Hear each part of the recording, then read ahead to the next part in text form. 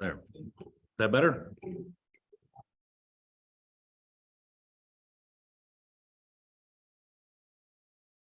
Okay, perfect. Sorry about that. Okay, so we'll turn it over to our presenter. So we'll ask you to introduce yourself prior to speaking. Thank you. Thank you very much. Everyone, my name is Patrick Pigon. I'm the manager in Indigenous Relations for Quebec. So I won't be doing the presentation tonight, but I just want to take time to thank you for everything. How the connect with us to speaking to tonight and explain a little further the discussion we had with the council previously explained beginning last year regarding the network, the work that's being done in it, the work that's being planned, and the solution we have in mind according to the different issues that we raised by the members in the council in the last months. So I have colleagues here from ADJOURNMENT Quebec. I won't present them all as I can present themselves as my group, but we have people able to answer any question you might have on the network, on the work, on any aspect of the presentation that will be done tonight. So do not hesitate to ask questions. And of course, there will be a follow-up of the discussions with the council afterward. So this is not an end tonight. This is continuing the discussion and collaboration about improving the network in Akwesasne. So I'm going to pass over to Benoit Delhomme, who will start the presentation. Thank you.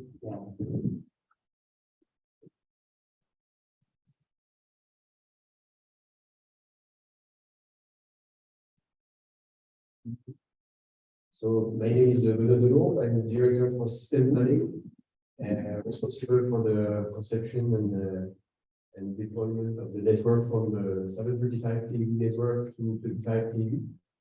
So just to make it clear for you, 735 kV network is the lines that are going down from James Bay to Montreal, or from Churchill to Montreal. So that's the highway of the transmission system. And so the higher the voltage, the bigger the line. Let's say that. And then we go down to the lower voltage levels to the 25 kV network, which is the lines, which are the lines that are going to your community. And then we turn that into 110 volts, which is the voltage that gets into your housing. So you can see that the higher the voltage is for long lines and a lot of megawatts that are transferred through those lines. And then when we go down the voltages, we go closer to the houses, to the 110 volts, which is the voltage that is running those cables. Okay. So today the idea is to explain how the network is conceived in this area and what are the problems that we're facing, and try to make it clearer for you the interaction with the neighbors, the Akwesasne community across the border, or the Akwesasne community on the Cornwall Island, and to explain to you that the network is also split. Your community is split in 3 pieces, and the network is also split into 3 pieces. So putting them together is not very easy. So the idea is to have some specifics and explanation for you so that you can understand. And then we will also show you some ideas that we have to enhance the system for you. And we'll also go through some explanation about the different problems that we faced few months in the past. And we also address all the needs that we put in place, for example, for the tree trimming of all those activities that we already done. And we have all the specialists here so that we can help you on the different topics. So me, I'm the specialist for the design of the network, and we also have people here that will address some other specific presentation. So that's not the last one, but it's okay. We try to make a nice map for you today, and we have a pointer.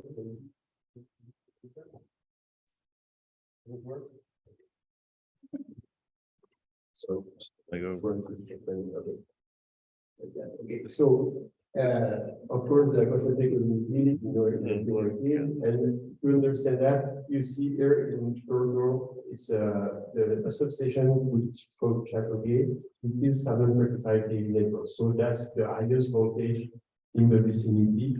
That's where the highways from Bay James are getting to. Okay, so basically the power comes from Chateau Gate, goes to the green one here, which is the Léry, and then goes to the orange one, which is 120 kV network, which is we can compare that to the roads that have numbers in Quebec, 132, for example. That's comparable to that. So smaller than highways, but even a good road to go on. Okay. So to put it that clearly, the last station that is at 120 kV on the Quebec side is called Huntington, and it's here. So it's almost 30 kilometers from the community. And then from Huntington, we're going down to 25 kV, which is the smaller roads that are displayed in yellow here. And so you're going from Huntington into the Akwesasne community Quebec side. If we look at terms on the Ontarian side, you also have a 120 kV network, and you get 3 stations, Rosemount, Onerahtohkó, and Cornwall. And from those stations, the island of Cornwall is fed from those 3 stations. So you can see that from the Cornwall Island, the 120 kV is closer. Okay? And on the US side, the substation that is the closest is Roosevelt Town, which is 150 kV. And then the Akwesasne community on the US side is fed from the station. So this is 3 ways to bring electricity. And today we are talking about Quebec, so we're talking about how we bring electricity from the yellow part. Okay. And if you have questions on how to interact with New York, for example, I can make some explanation too. We took that time to do that in the council in March. And if you're interested, you can also talk about that. So, and maybe just to be clear, the purple one, there's a purple line going from Chateau Gate here in purple, crossing the states, the border, and going to Massena here. It's very close to your community on the south part.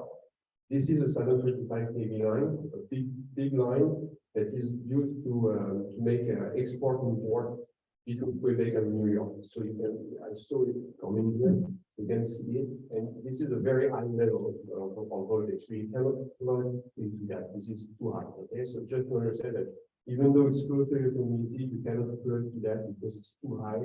And having a substation that would be plugged to that is very, very expensive and would be like nonsense to do that. The closest one is either Chateau Gate or Massena. That you cannot cut it in half and try to make something in between. It's too high. Okay. So maybe the next slide. So if we zoom in, okay, we already talked about that. So we can go to the next slide. Okay.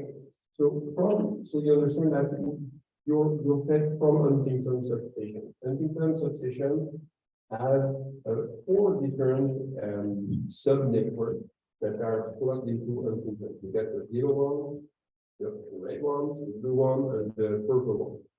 So those 4 sub-networks are all plugged to Huntington. Okay, and Akwesasne is on the blue sub-network. Okay, so the electricity for you is coming to Huntington and then goes to the blue sub-network to the community, and then you get the electricity. And the people that are living, for example, near the border here, the electricity also comes from Huntington, but from the purple sub-network. Okay. So you can see here, Huntington is not only for Akwesasne, it's for this whole area. So the whole area covered here is fed by Huntington. And so your community is one of the elements that is fed by Huntington. Okay. So just to explain, in Huntington, we get a limited capacity to bring the energy to the sub-network. So the capacity is 57 MVA maximum, and today we can reach that. It's like theoretical maximum. And today, when it's low, peaking in during winter, the whole load here is close to 62 MVA. So keep in mind that this whole area is 62 MVA, and Akwesasne community inside Quebec is 6.5 MVA. So your community at peak load in winter is consuming 6.5 MVA. And the whole area that is grown here is consuming 62 MVA. So you're almost 10% at peak load of this whole area. Okay, just keep that in mind. Okay. So maybe next slide. So I already explained that you understand that those are the areas covered by the four different subnetworks. So what you have to understand here is the length of the lines. So for example, in the yellow one, we have 127 kilometers of lines to cover the whole area. In the green is very small, but the red one is 122. And for the purple one is 257, and the blue one, which is for area, is 199 kilometers. 199 kilometers means that if you have a problem inside this network, this guy, the gas guy, you need to go there and see where's the problem inside this part of the network. So he has to look at almost all of these lines to find the problem. Okay, so that's a huge area to cover. So we have methodology, we know where to point where the problem is, but at the end of the day, most of the time you need to have someone in the truck going along the lines and trying to find the problem. So you can see that it's not a needle in the air sac, but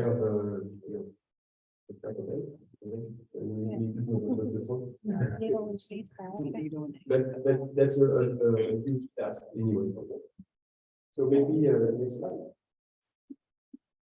Okay, so what I told you that your community is at the end of the blue subnetwork. So you are at the very end of this blue area, and you're almost 30 kilometers.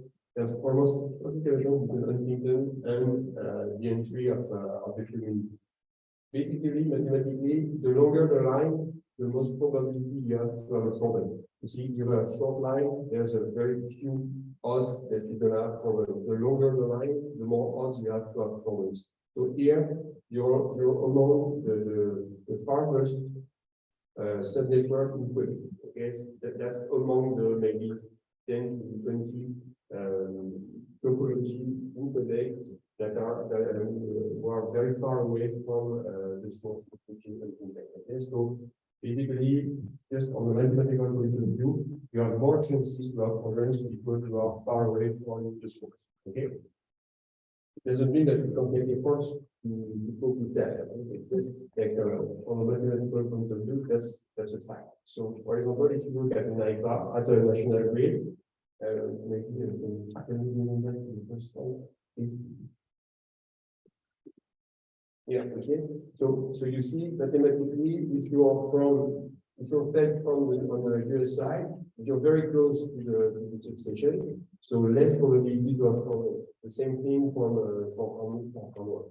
So here you're far away, so the most probability that you have problem. That's the basic math. Okay, so okay, that's perfect. So that's what I said. So 6.5 MVA, that's the consumption of the community at the peak load when it's very cold in the winter. Okay. So the next slide. So in order to try to enhance the situation, my team has worked on a different plan, and I'm going to show you two ideas that we have, and to explain you how it can work. So maybe just to okay, we change the color. So what was blue is now red. There is already done. So the red network is the blue network from the slide before.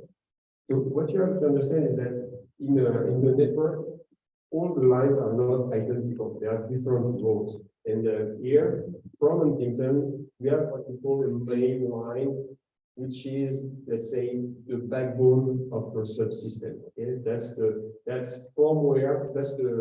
backbone from where we can like go to different houses and farms, okay? But this backbone is very important because it's from where everything is fed, okay? So this backbone goes from Huntington to the border of the community. So all those networks that you see are in the same sub-network. That what happens is that if you have a problem in this part of the network, we have some systems in our lines that can open some breakers and isolate the problems in these sub-networks so that we can save the main line. Okay, so the idea is save the trunk of the tree and trim some branches. Okay, so this is like the trunk, and you want to protect it. And if you have problems in the leaves of the tree, just cut the leaves so that you can save the main line. So the idea here is that we get this main line. And we get another sub-network, which is blue now, that was purple before, sorry, for the coloring. This other sub-network has also a main line from Huntington down to the south and close to the border. So we have two main lines running parallel from Huntington to this point here. So what we're going to do, and the work is on progress, that we're going to make a switch here.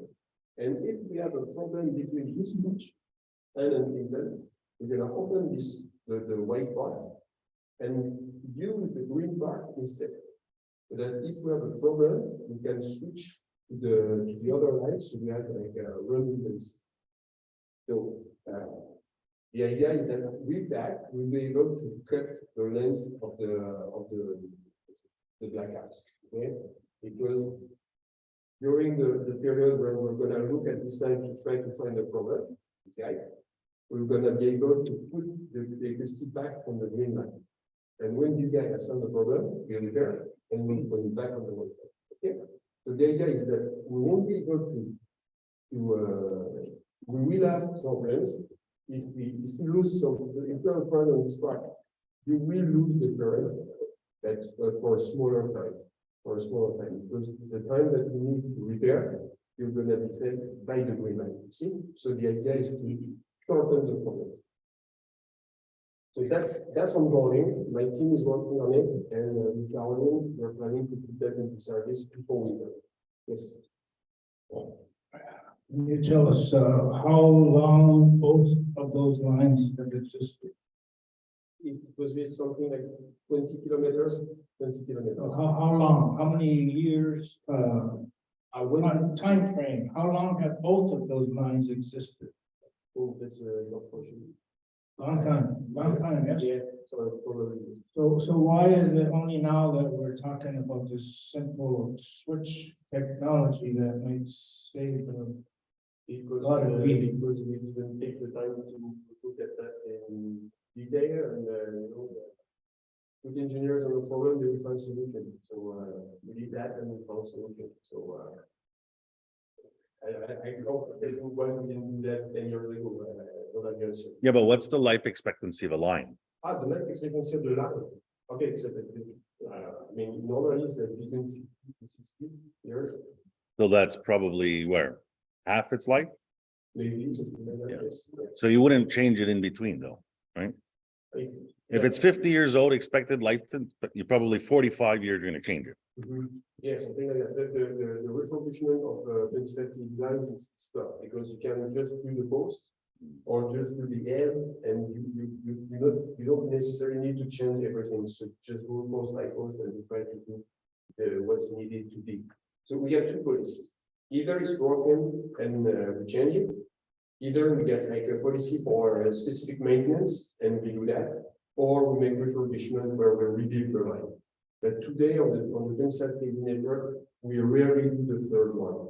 With the two first, we're able to maintain the service adequately.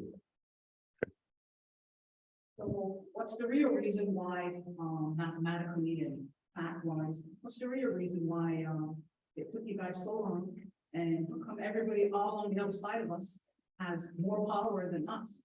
And as you stated earlier, it's because we're just a small piece of what? So why is this small piece not fully kilowatt or whatever?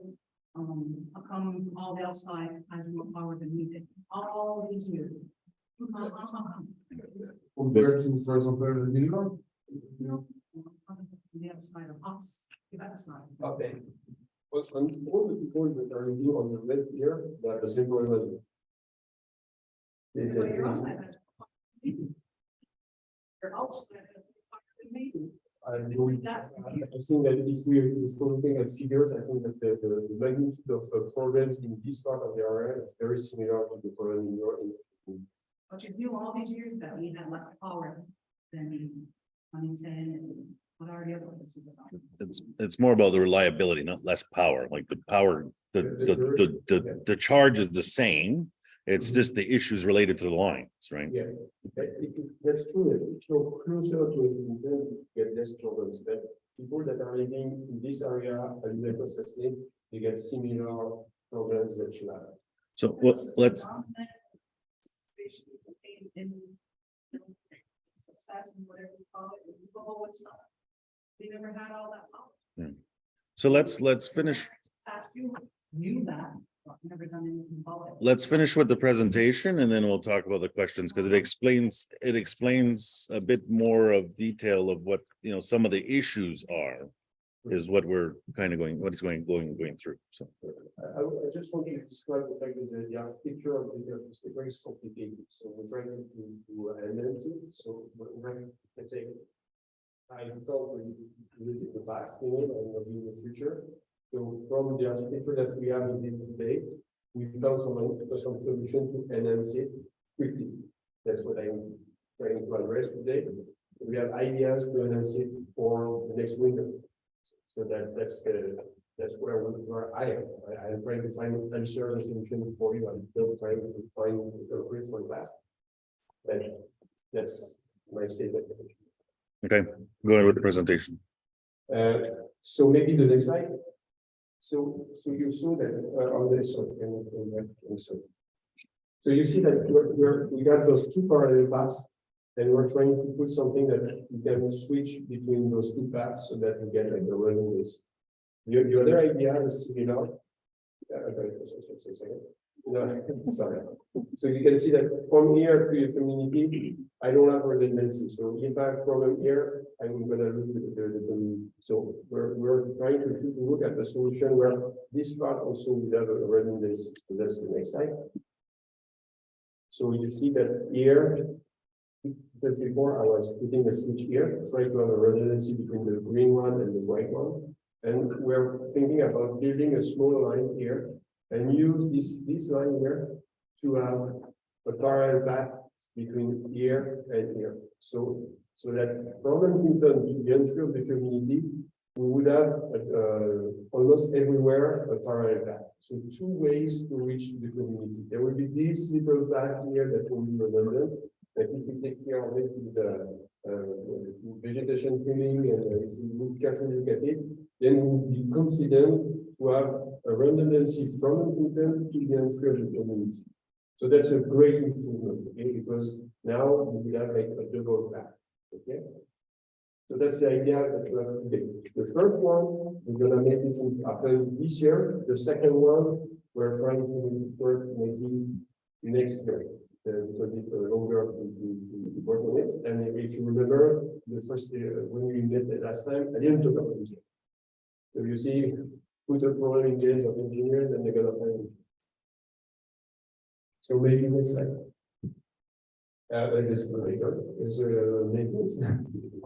So after that, if you have some question about New York, I know we also have slides, so I can address that after that. It's a little bit different. So today I want to let's focus on connectors, and then we'll talk about alternatives around it. Okay? Can I just ask a question real quick about that line that you just identified? I looked at the slide, and I'm not sure if you're going to go there eventually, but that line is going to be replaced. Yes. The line in white, that's our replacement line. That's going to happen by the end of the year, as you told us. We don't replace the line. We don't replace the line. The line is in position and it stays there. There's no new line there. The line, I put it in white because it just to underline that the fact that it was a typo. But it's already big. This is He never said. I understood it as a line was going to be replaced, but that's the faulty, the trunk was. That's difficult because when I say that I lose the line, it doesn't mean that I break it. Okay, it's like electrically, there's been a fault, and then you have to find the fault and repair the electric back. Okay, so you just maybe go to the post, repair something because a branch has broken the wires, so you put back the wires together and repair back to normal. You see, the problem that occurs most of the time, and that's what Karen is doing, is because we get trees that are falling on the lines. So the post is very well, is in good shape. The post is in good shape.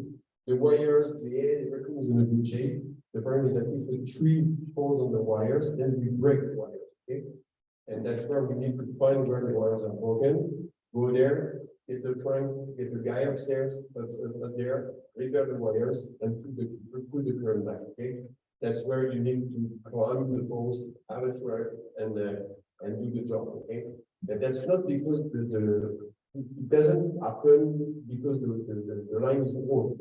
It's mostly happening because there's a tree falling on the that's what our is going to.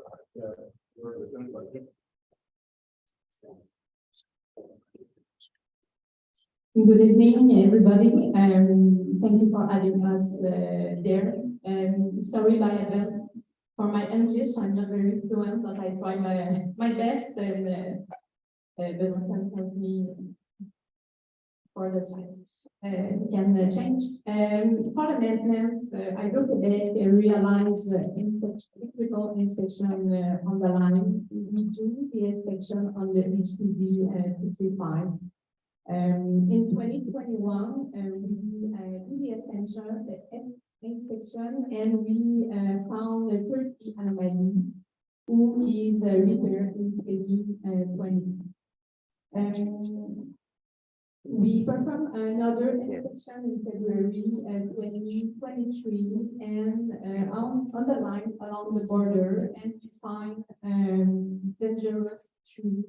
They probably in the future fall on the line, and they will be cut down soon. It's not already down now. In the end of the March, we perform a new inspection inside the community to inspect all the line, check if we have defect or reparation. And we found 6 anomalies. We have a potential future outage. And next week, Joël Petani come to the community to repair this anomaly. We don't change all the line, but inspect the line, and we change the component who is damaged. We can prevent other outage.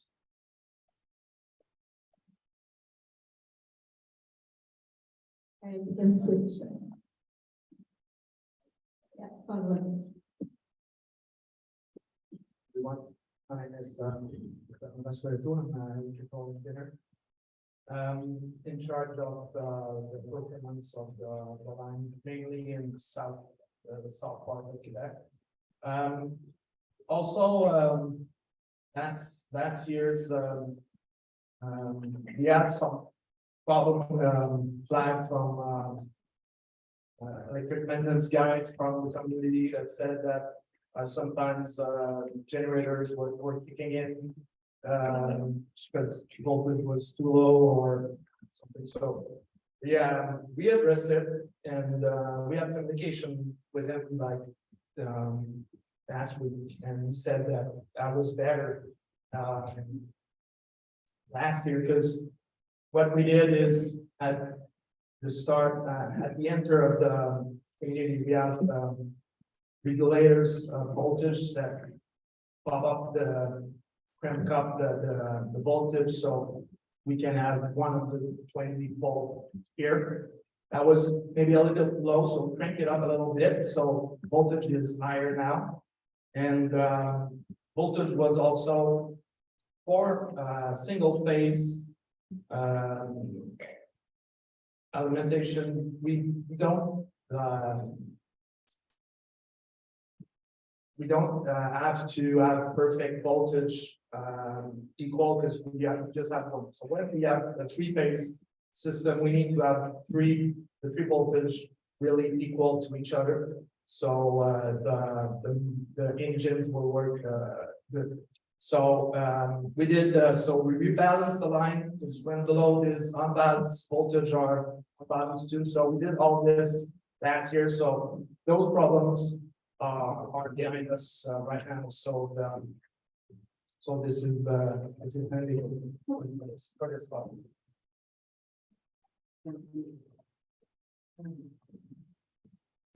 Thank you, Bernard. I just forgot to present me with the spread. My name is Caroline Comley. I'm Operation and Maintenance Director for MCA. I'm in charge of the team of linemen who repair and reestablish the power when we are in outage. For vegetation control activity for the HPD and 35, you have 35% of the outage is caused by vegetation. Just tree fall on the line, or other just the development. The swing of the branch, the cause outage.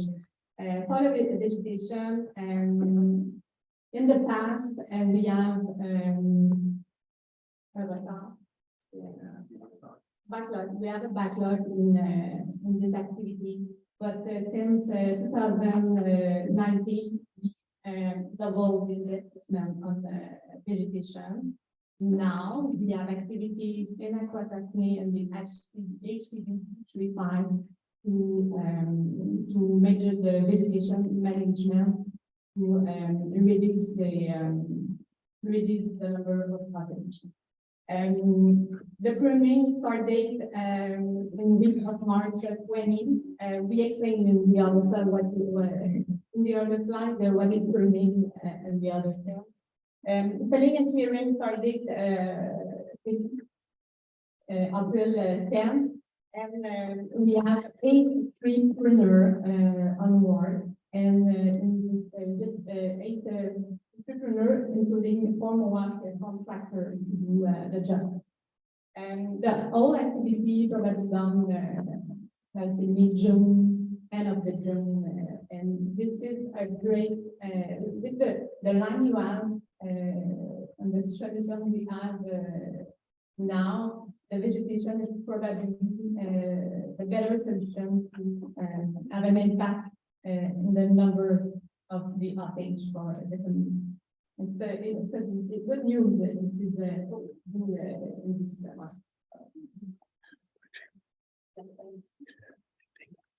Can I ask what those contractors real quick over here?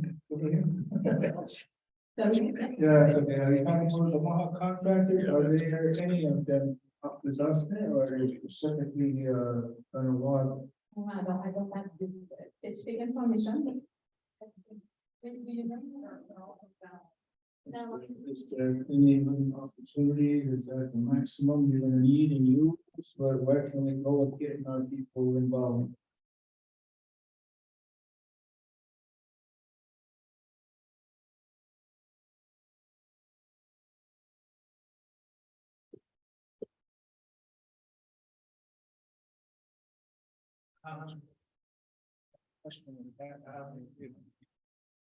The district goal are basically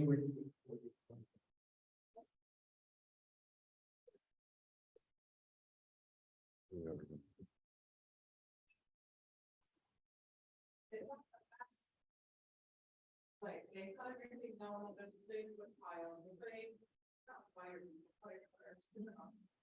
so when they, I've been seeing that, I'm like, there's something like that. When you cut everything down,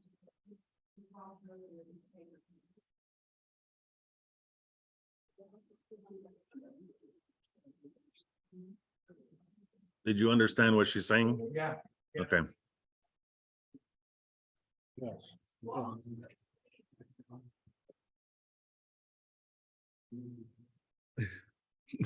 Big tree trunk, branches, everything, so all along there. Okay, it's something to grow with that, because I was under the impression that they were picking it up and shredding it as they were doing the work. But they left all the branches there. Okay, I'll have to find out about this. and get back to you. Near your home, you were it? Not, I would say not necessarily, no, but I mean, mind you, that's kind of to what she said a bit. I mean, the risk of leaving, perhaps it's in an area that, I mean, there's not any spots that are more than, you know, a kilometer long to another home is there, right? So, but the risk of leaving debris by the, you know, the power line increases the risk of perhaps somebody, you know, setting it on fire, which then causes more problems, right? And so that's the point she's making, is that part of the contract work is to take it all away, right? In the yard is one thing, but also leaving that risk component of it sitting there. I would agree that it should be cleaned up or taken away. We will check if you can tell me where is it? We can take the number after the presentation. Thank you. All right, go ahead. So the vegetation control is, we do three things. First thing is drilling is like just we are cutting vegetation around three meters from the line. And that's the distance that the normalized hydro. The other thing we do when what is too close to the line, we do some clearing, so just cutting the trees and remove it, and also when they do those inspection guide mark the tree that they think it's dangerous to fall, they will cut it and remove it so it doesn't fall on the line later on. So that's basically the job that is done. Probably the branch and that are close to the home probably coming from that has been done the last couple months.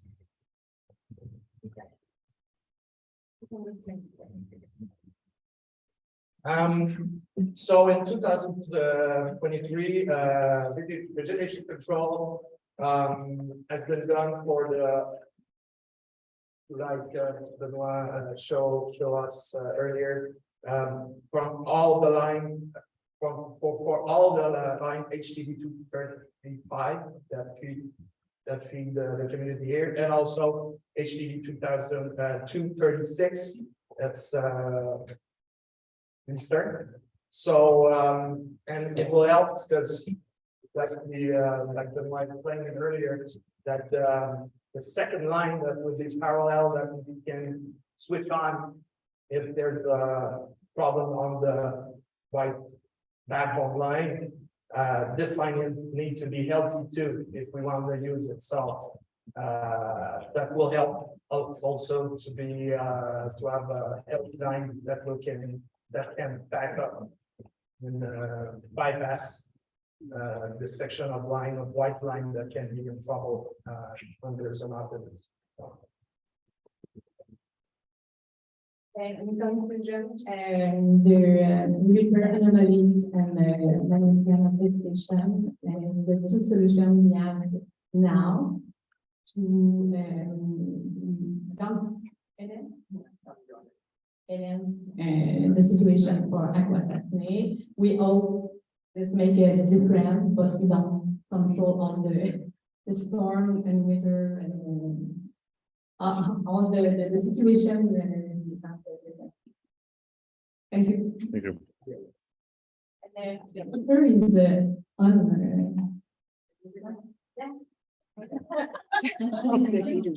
you're really busy for No wonder why it's so intense. Watch that bang.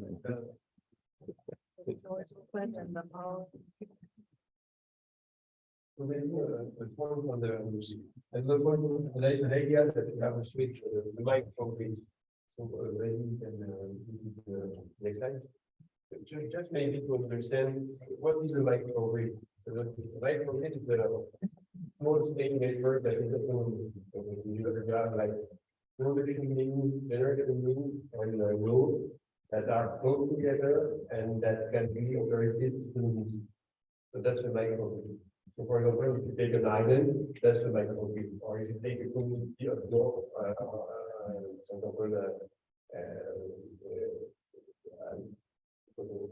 a good job, for example, so they have the ability to produce electricity and consume it on the same village, okay?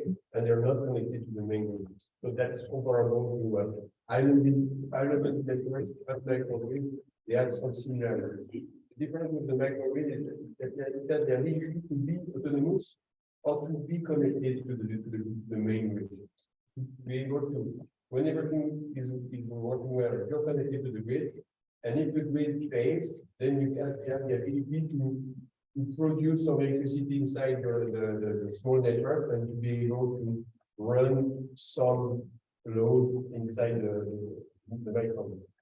So if we say, for example, can we go back to the first slide? The map. I like that. Oh, and this one was not the next one. No, sorry. This one. So for example, here we could say that we're trying to make a microgrid with the Akwesasne community. So the objective would be to have general meeting the level of 6.5 MVA, because you want to have the generation that will match the whole community. And you could also mean that let's make a nano grid, a smaller grid that is inside the community. So for example, take centers. So we take the community center, the school, a few houses, and so the load is smaller. We could have like the equation between the generation for this little part of the community and make it resilient inside the community. So you won't need to have like generation mix to make the whole community work, but you could pick, for example, the community center inside or and the community center here, and just put some generation mix near those centers. And so they are resilient, they will work if everything fails. And people could come here to be warm and to have food and water. And then when the power comes back, everybody can go back to their houses. So that's another scale of microgrid. So you can see that there are different scales of microgrid. Microgrid for the whole community or smaller microgrids that you could name resilient hub, where you can meet and have something where you can pass through the boundary. So those kind of things are kind of new, okay? That's the kind of state of the art for us today, to be able to switch between microgrids and to the grid. That's something that is difficult to do. We have two cases in Quebec, one in the Mégantic, where the train wrecked the town, remember that? So after the reconstruction of this city, we made a microgrid inside downtown to be able to with the solar panels, and for the community center and a few buildings with a battery, we're able to build a very small microgrid inside downtown. That's not the whole city that is able to be islanded, but a little part of the city can be islanded. And we also have one in Kana, which is like up north, like very east part of La Vérendrye, so it's like I don't remember 5 hours from Mohawk, so it's very far away. And we have a line there to bring power to the city, and the line is not very well foreign design, and the community has problems like you. And so we put batteries, electric batteries there.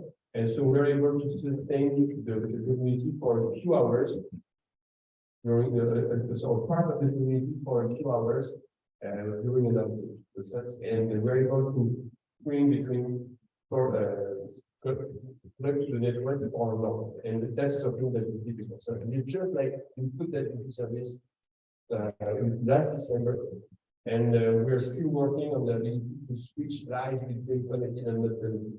Just to explain to you that that's difficult for us, difficult point of view, that's something that we're working on. But that's something that we could explore with the community and to see if we could inject some resilient means inside the community, try to figure out the scale of that, and also for the funding. Funding is very important for that also, because funding is so that's a way for example to not be that have resilience inside the community where you can lead up in case of problem. That's more mid-term. You see, the short term are the two conclusions that from you, vegetation remain, the suite that we were going to put. And after that, if we want to think forward and think about something else, this could be something that we could together. What is the longevity of the poles and the breakers? How long before the poles and the breakers are no more? As the council said, we're looking at that, and so if we think that they are in a bad state, we're gonna change. We're gonna change it. We make inspection, and if they're not good, we change them. That my understanding is one. Yeah. We didn't find any very bad problem. Yeah. I can start that. Every pole in Quebec are inspected every 10 years. So this is the cycle, and if a pole is tagged to be not good, it would be replaced. So we have a program in place that inspects all the poles each 10 years. Average pole on the networks is around. The main problem that happened to the pole is age. That's the main problem. It's around 50 to 60 years that the pole that we are removing from the network right now are around 50 to 60 years around that. Okay, and the power goes up, we had our power out 2 days in a row and 2 days in a row. Not just in the spot, everybody else had it affected. So how would it be that Hydro-Quebec can credit everybody, like maybe take $200 off our bill? Not just us, but everybody all around that is affected. Would that be like a good idea? Something where you can pull your heart out of your pockets and, you know. It's something that we talked about with the vaccine, and that's not in our policies. Is that a problem? Like, everybody? As I said, that's not in our policies. So just go back to the slide that we were on with just before that. So we're going to go into questions now. In relation to the outages that we have had, what has been causing that? I don't think they've described enough of what happens in an outage, right? So in what the vegetation, how is that affected, right? And then some of the outages that we've had, what have been contributors? And so what is, I mean, you've described how there's one line feeding in towards Dundee, right, in a backup, but I mean, what's causing these outages? Because you've already established that the line is not old, so it's not just breaking in the wind, vegetation is hitting it. Line's going to last 60 years. Maybe this one's 40 years old. There's another 20 years on it. So why is this happening? Why does this keep happening in our community? So basically, the climate. Okay? The main reason that you have problems is the climate. So either the climate makes reports like the ice storm we had, or the wind storm we had Christmas. Basically, there's a big climate event, and then the trees are falling, or branches are falling on your line, and then you lose the power. Not necessarily just your line, I mean, any line between the and the community. Okay, so maybe it's 60% as the case. Yeah, the good vegetation is the main problem. So explain also too, we've talked about this. If a tree hits a line, Yeah. doesn't break it, what happens? Yeah, also. So, and this leads a bit to what we see here is that the flickers 3 times, Yeah. right? And we've talked about this. So it's good for people to understand what's kind of happening. Experience sometimes some really short outages because upstream down the line, we have some breakers, like in your home, but breaker from the network. So the purpose of that is that the breaker are when they see a high current, so there's a fault somewhere, it opens really quickly. So it does not blow a fuse. Because when a fuse is blow, there's an outages. So we want to open quickly the breaker and we wait like 10 seconds and we put back the power on and all of this is automatic. So around 70 or 80% of the time, the fault is not on the network anymore. So the branch is has fallen or a lot of animals on the network too on the top of the transformer. So it's so 80% of the time the fault on the network are as we call putative. So that's why you have some 10-second short outages. It's to prevent longer one. And why the reason why you have many, it's because the line is long. So the line is long and we have three breakers like that in between here and Huntington. So every time there is a fault between, like was said earlier, not on the main line, but with all those. Natalie, bring that slide. Natalie, change the slide. Can go back earlier. So I just want to, so the other one's good. Yeah. Yeah. So this is feeding Akwesasne, right? Yeah. Well, we described it, all these networks are on the honey. Yeah. So as you described, say a squirrel goes on the line in this blue area. Yeah. And he triggers it, does that affect it? Yeah. Yeah, okay, so if a tree goes down in this area and breaks the line, does that affect us? Yes. Yeah. Okay, so the three anywhere in this entire area, and then Akwesasne, if something flickers 3 times, it's happening either in Akwesasne or in this blue area. Right? Yeah. Okay, All right. Yeah. all right, I just want people to understand kind of the technical side that how that works. So what they have described, right, is that they're running the line that feeds this area down to our community. If a squirrel crosses the line here and shuts it off, they now have to go find out why what has happened, right? Yeah. It doesn't have to be here. But one of the solutions that are talking about is running a line into the purple side. So that if that happens while they're looking for the problem in this side, we have our feed coming from this side, right? Yeah. That's the line we talked about earlier that they're describing some of the work they're doing so that there's a backup while they try to figure out what is going on. Yeah. right? Yeah. Exactly. It's a very good. Yeah. I can explain on the when there's the white one that we down. Again.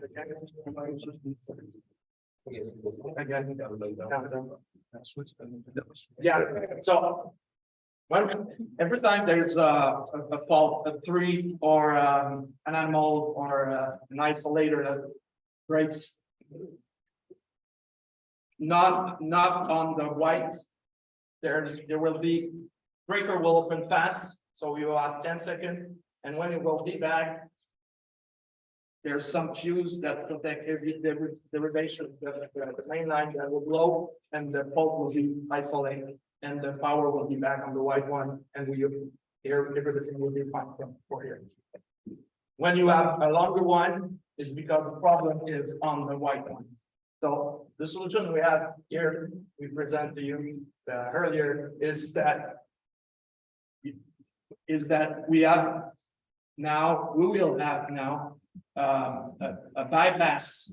So when Joel and his team will be called to go because there's a power out, and he said, okay, the problem is here, so you can try to just open, if you want to bring back the community, you can open that switch here and use this line because it's LP right now, and the outages will be shorter. So that was what we presented to you 2 months ago. And the team of Benoit came up with another solution that here, the people that are here, I don't know what the city is from close here, they were feed by here, so mainly people living here have same quality of service than you.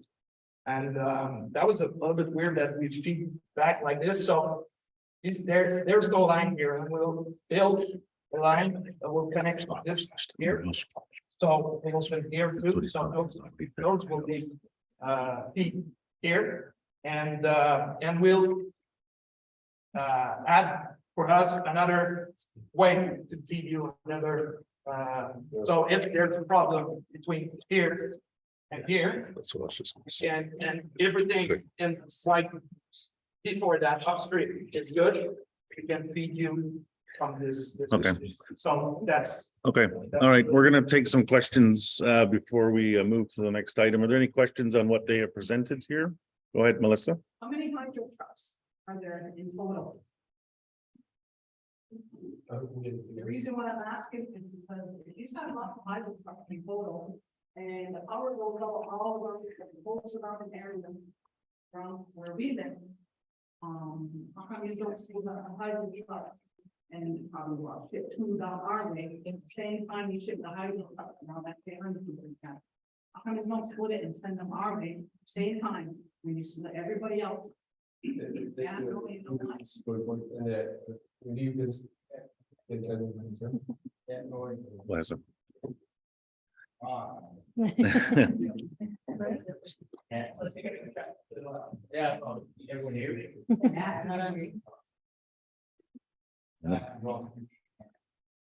Our line that comes to the board of service line is long, but I know recently, like the winter, you know, the last I mean, like 2, 3 days. That's because back, like you say, it's a tree trunk and back the honey, like all honey didn't sound. That's why it's like the 2-3 days. And you have to fix the problems from Huntington coming towards the down deep St. Anna said, and all that we know. That's why it's like a day or 2 or 3 days. That's because we're fixing, we have to fix there first, you know, we're not gonna come here, fix the problem, even if we fix 5 broken holes. We have to get the main source out, how we fix here and then fix the broken. We do,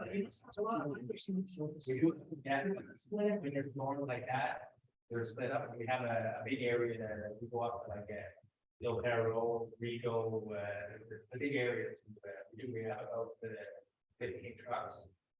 Because when it's long like that, understand the frustration. I don't know what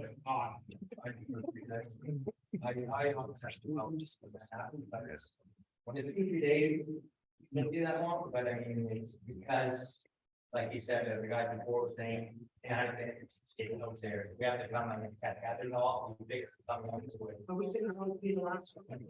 That's like, some don't get behind that. It's not, it's just you're at the end of the line. Like I said, even if we came here, you're taking 9-1, we're like that. It's just, no, even if you come and fix it, like, why are we all that up? The sword out, you know, stick the sword and then we come here. That's why we call it, like, sometimes it's very wrong, but like I say, when there's 9-1 calls, stuff like that, when you shouldn't get rid of fires and stuff like that, that's no problem. There's no reason for the touch right away to down here when Huntington's out. When Huntington has power, it's not 2-3 days. Power outages, like they were saying, squirrels in the trees. That's Walking on wires. yeah, but it's not really for when they're on like transformers and they open up the transformer. Like that happens. Not the cycles, that's everywhere. But You touch 1 wire, so you can touch 2 wires. Then it will be. You're fried. You also fried a transformer. Okay, go ahead. As far as outsourcing, these outsourced, say we have a major power outage or a major storm coming. You bring in like other resources to come in and help out, because we see that a lot in the United States, right? When you see a major storm coming, you'll see all these trucks in all different areas. You know, artists are getting ready for that storm. Yeah. Let's how you do that as well. Yes, yeah, definitely. I'm gonna quote my CEO on this one. And we do that, but we have to coordinate the efforts. As he explained, we cannot go everywhere and try to repair what you see. You have to be very, very careful and to coordinate it. So you have to go from the source down the stream of the line. So if you want to involve more workforce, you have to know where the lines are and to send them at the right place. So basically, you don't do that the first hour, because you have to make an assessment. Once you have the assessment, then you call in the guys and you tell them where to do. And that's where you have to coordinate everything, and that's very, very difficult for the coordination. And as I said, you have to go from the source down the stream. So even though you see the problem, you can't see the guy there because it will be worthless. Because it will be coherent with the rest of the system. So yes, but. Where we are, and then we get prepared and we get the tree cutters and pull back someone like all that. It's kind of different relationship. Staging area. All right, thank you. Are there any other questions for, yeah, go ahead. The work on learning, and there's a whole bunch of power plants there.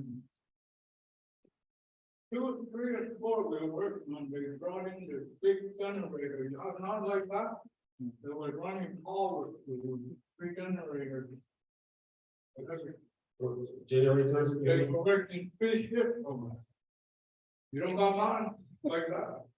Generators units. Big one, yeah. Yeah, we got one. Yeah, we got some. Oh, you can't set one up, shotgun and turn them up. That's more easy to say than to use service. I mean, we have some, and as we change the extent, to have them and to use them, that's the strategy to use them in the first. So I'm just gonna make an example. Let's say that we know that we're gonna open the main line for several days, okay, because there are some big work to do. Then we can plan that, and if we plan that, we can bring generators into the utility, do everything that is electrically needed to do for the safety of the people and to be able to bring electricity to you. We turn off the main line, we turn on the generators, you get electricity, then we repair the line, turn off the generators, we turn on the back of the line, and everything is. So if it's planned, we can do things. And generally, the generators that we're using are using for planned outages. Now, if you have an unplanned outage, store, whatever, then we cannot do that easily, because the first thing we have to do is assess it. This guy, once again, he has to go walk the line, find the problem. We cannot put back electricity like that. I mean, starting a generator for your house is very easy. Turn off your connection to the grid, start a generator, it's your house, everything is under control because it's inside your house. The moment we're talking about a generator that is feeding several houses, then you have to pay attention that those houses are isolated from the rest of the grid. You have to pay attention to the protection of all these things, and you have to make sure that everything is safe. So putting a generator unit for several houses is difficult, and you cannot turn that like that because you can make mistakes and it will be very dangerous. So that's where there's a limit in using those generator units. And we're not talking about nanogrids or microgrids. I'm talking about generator units inside the community where everything is set so that we can isolate the network, make it work, and then back to normal. So the difficult part is how do you switch, how do you make it safe for everybody? How do you balance the load and the generation? That's the good idea of the paper that in emergency, that's very difficult to service. That's what you remember. Great, thank you. Go ahead. I don't feel very reassured that service is gonna get any better for us. I mean, they had a lovely presentation, sure.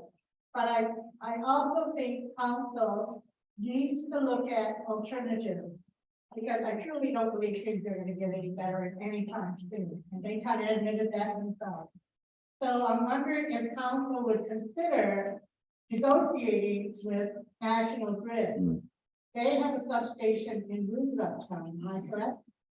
So if the province of Quebec to negotiate with New York State National Grid Electric Company, why can't Akwesasne as a sovereign nation do the same negotiating, create an agreement with National Grid to provide services here, because this is not getting any better anytime soon. This has been a long-standing problem in this community more than 50 years. And now I'm older and I'm finding that every time the power is out for an extended time, it creates a lot of stress and anxiety. So yeah, that is that. And the other thing I'm wondering is why would council look more at solar power? We certainly have enough real estate, we're getting more. Why do we have a solar farm, even as a backup? So I think there's alternatives to what that hydro is offering us, and I think for all smart people, we can look into that. Yeah, thank you. Go ahead. Yeah. So, firstly, and we did the local council were really at this stage, when last time we met, they asked that exactly the same thing about the last week, so to tell you that local council is on your side. And so going to the US is an option, to be an option. Technically, there's some drawbacks. We have to get the new rules, where when we see the three Akwesasne details. Again, what is it? So you're right. Rosentown is here and it's said here. So the question you're asking is, can we put this part of the community connected to the US side? Yes? No, my question is, ditch Quebec hydro and go to National Grid. Yeah. Just so that's it. So this yellow patch connected to the orange patch. And open here so that you can be filled by the US side. So what you have to understand is that today those two networks are not synchronous. You cannot put them together like that. Can you go back to the mic? Okay. Thank you. You cannot operate this network connected to Quebec and to the US simultaneously. You have to choose either US or Quebec, electrically speaking. The US, they got 60 years like us, but they don't have the same 60 years. They don't meet at the same rhythm. So you cannot connect them like that. So if you want to do that, you have to pick one, either Quebec or US, but you cannot go both ways. Okay. And to do that also, today the network from But they've upgraded. it is not able to get the 6.5 MVA of the yellow part. The 6.5 MVA is too big, and so you will need reinforcement on the orange side. So National Grid would need to invest on their side so that they can take the load from the Akwesasne community to the side. So everything is feasible, but that's not. You cannot do that like that. It's not because you see the light on the other side of the road that you can access it easily. You have to make some investment on the sharing side, and you cannot be simultaneously connected to Quebec and the US. You have to pick one. So that's just objective facts. Okay, just to help you understand the problems. And the Cornwall Island is the same. You cannot connect the Cornwall Island to Akwesasne simultaneously. You have to pick. You cannot be connected to Quebec and to Cornwall Island. That's the same problem. What you could do is try to connect Cornwall to US. This could work. Very synchronized, but you need to make investment. So that's the tricky part. You got like technical barriers here to take into account, and so you need to put money to alleviate those barriers. See, for the solar panels, what I said to him that having solar panels is nice. It provides electricity to the community, that it provides revenue because you can produce electricity and you can sell it to Quebec or anybody. So that's a way to get revenues for the community. If you want to be autonomous on the electricity, you have to keep in mind that when the sun is not shining, there's no electricity. So solar panels by themselves, they are not enough to provide a resilient source of power for the community. You have to back it up with, for example, batteries. Like the same batteries that you have in a cell phone. Okay? So We can rely on the sun then with that idea. So like to understand that it's not just solar panels by themselves. Solar panels are nice, they're not expensive. Relatively not expensive, but if you want to really have a real source of power for your community across the day or for several days, you need to back it up with something that is cost. So again, technically it is feasible, but you have to think about what are your needs. What are your needs, and depending on your needs, then you're gonna need to add things so that it works. Again, if you want to make a solar panel plus batteries for the community center, plus the school, plus let's say some release, the needs are smaller. If you want to make it work for the whole community for one side, then it's bigger. So you really need to list your needs and to see what you want.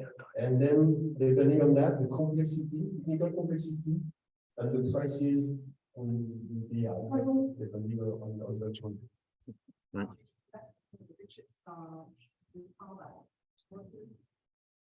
The electric wires have to cut the money, which is sources. So you have the money to meet the needs, to fix those lines so that, you know, our power will never go ever again.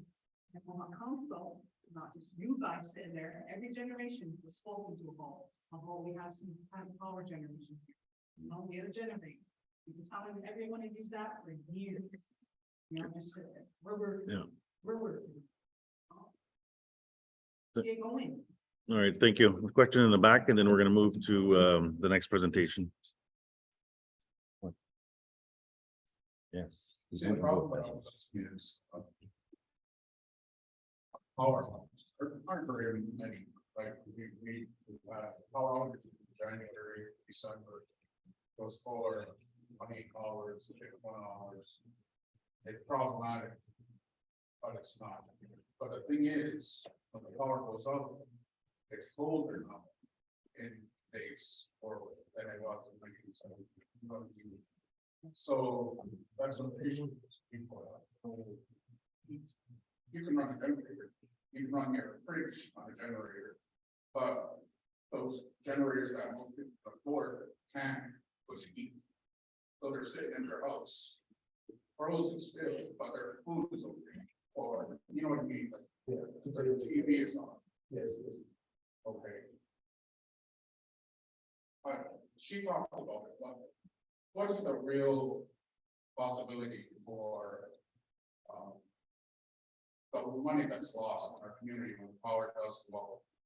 Because it's in the millions of dollars when you factor in MCA's loss, the community's loss, you know, like for 55 hours. It's a lot, it's hundreds of thousands of dollars, you know, and are you liable for that? You know, are you? Basically, what we think that the level of creativity that you have today is insufficient, and we're ready to put some money on it. So that's what we are talking about. And after that, there's a question of equity across the province. Okay, so we try to be to have equity between all the communities, and so we cannot put more money in the community than in other one. So that's where we get some criterions, and then we apply them. Today, definitely Akwesasne needs to be taken care of. So that's what we're doing this year and next year. After that, your activities come up really, so you will have less losses. And all the training, all the effort that will do that, it will enhance the quality of the service. So you will have less losses. I would say the price of your refrigerator, it will happen less. So normally the impact for the community will be lower because the revenue will be higher. So we should normally go back to normal. The thing is that your solution is this switch, you know, all this other stuff, that's not gonna be done this year. You know, this is, you know, it's what we want, you know, it's like a future projection of difficult we want to do. But in our community, guys, we still have a holiday. We tried to, MCA tried to set up a warming station in the district that's affected by the power outage. It failed. So there was no warming station for people that were affected by no power to go. They had to go to another country, or they have to go to another province.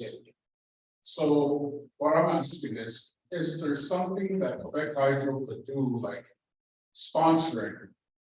Turning this building into a warmers, because that's something that could be done. I agree with you, but when I'm talking about nanoseries and microgrids, that's the kind of what I call resilient hub. That's what we want to do. That's exactly what we want to do.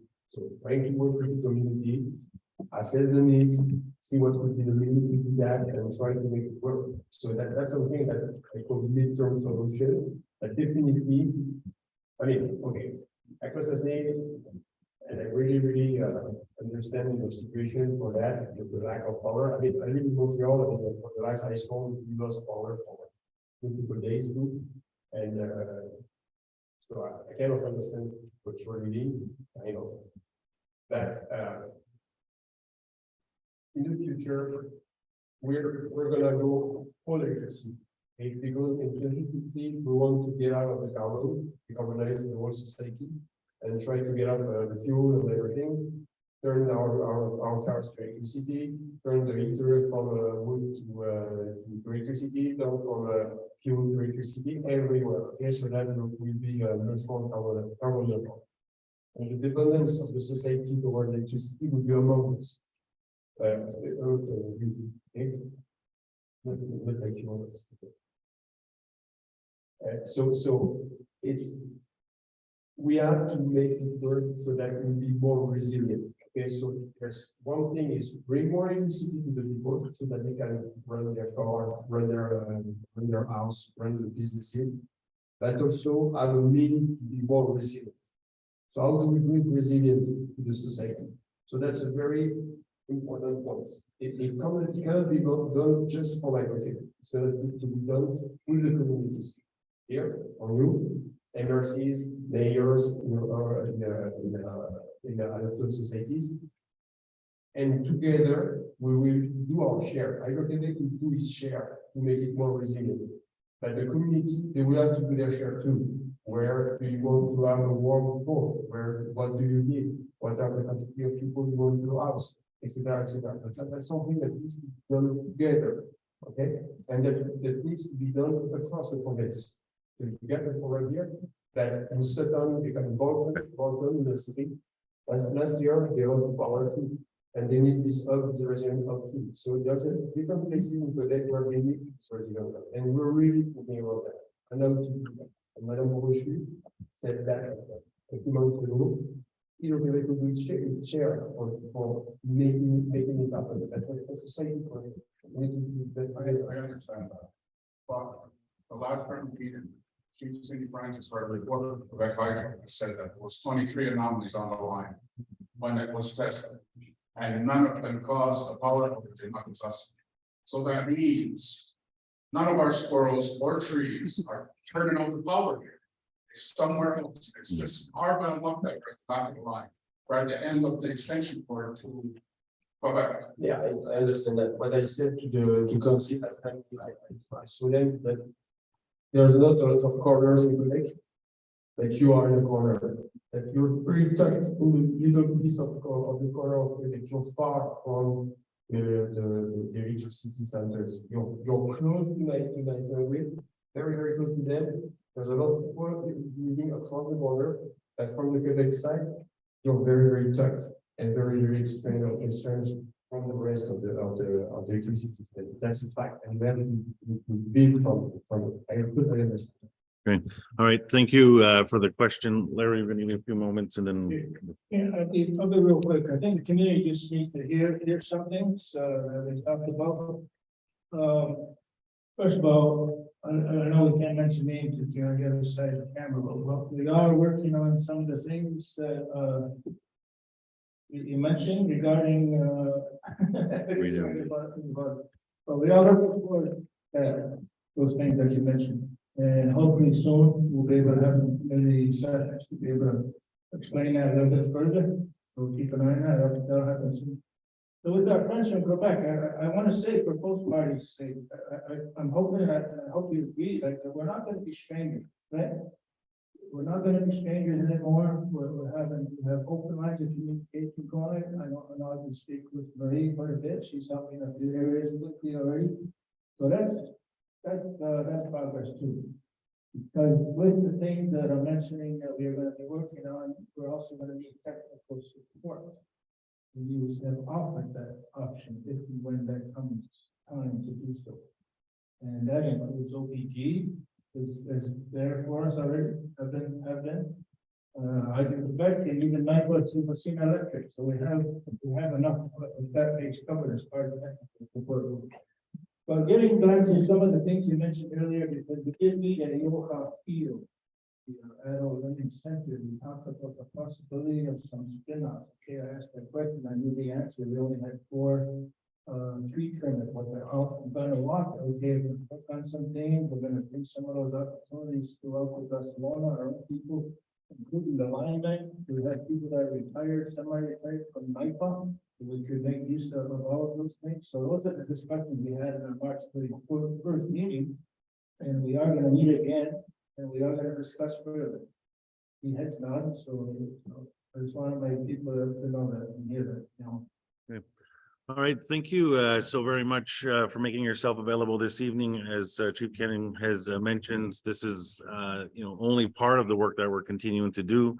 We've talked a lot about different options in tonight's forum and other forums, and we'll continue to advance that with you and our other partners and for the community as well.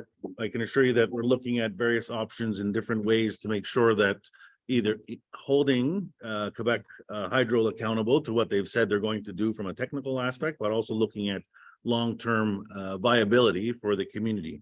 Also, what is affordable as well. Let's not forget that while there's 5 electricity rates in the 10-kilometer radius of Akwesasne, Quebec Hydro is the second cheapest, right? So if we connect to one of the more expensive one, this is something that we have to consider as well. I mean, where does that factor in? So lots of work, lots of thinking going on with different partners, but I want to thank our friends from Quebec Hydro for sharing this information this evening. So yeah, I'll go. For $200, we do not have. Okay. All right. In a matter of time, we're going to continue on with our presentations this evening. We do have Representative of the Mohawk Police here to share some information on the Community Watch program, a program that's been ongoing development with the support of Portfolio, but as well as our council and the Police Commission and the police services itself. So welcome Mr. King up to the podium, who's going to provide some information to us. Chelsea, okay. Those of you that don't know me, my name is Norm King. I'm a police officer with the Mohawk Police Service. I've been a police officer now going on 24 years. And right now I'm a community service officer. So I do a lot of involvement in the community. Started by stop and take a drink. I've been doing a lot of presentations in the school in the past few days. So I'm out there in the community a lot. I do a lot of presentations, and we looked at this program a couple of years ago.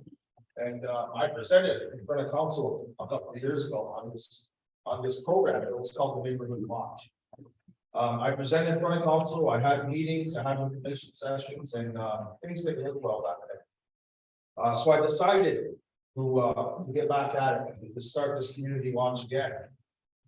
So by starting, I got together with some of our chiefs, and we developed a logo contest. We had a logo contest, and then we developed some type of programming to develop this Akwesasne community watch.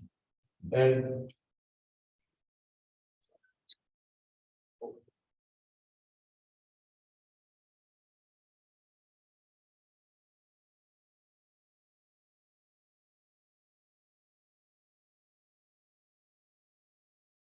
so having said that, I worked with some of our chiefs to develop this program, but I realized that developing this program, that, a lot of the stuff our community might not see, or they might think, the Akwesasne Mohawk Police developed this, or, Mohawk Council developed this program. So this program that I'm talking about and that I want to bring to the community, is something that I've been working on for the last little while, and it's I put a lot of information into this, but the way I look at it as we should be starting with a clean slate. I want the community to develop this program, this Akwesasne Community Watch program. I don't want this program to be developed by the police. I don't want this program to develop by Mohawk Council. I want everyone to use to develop this program. And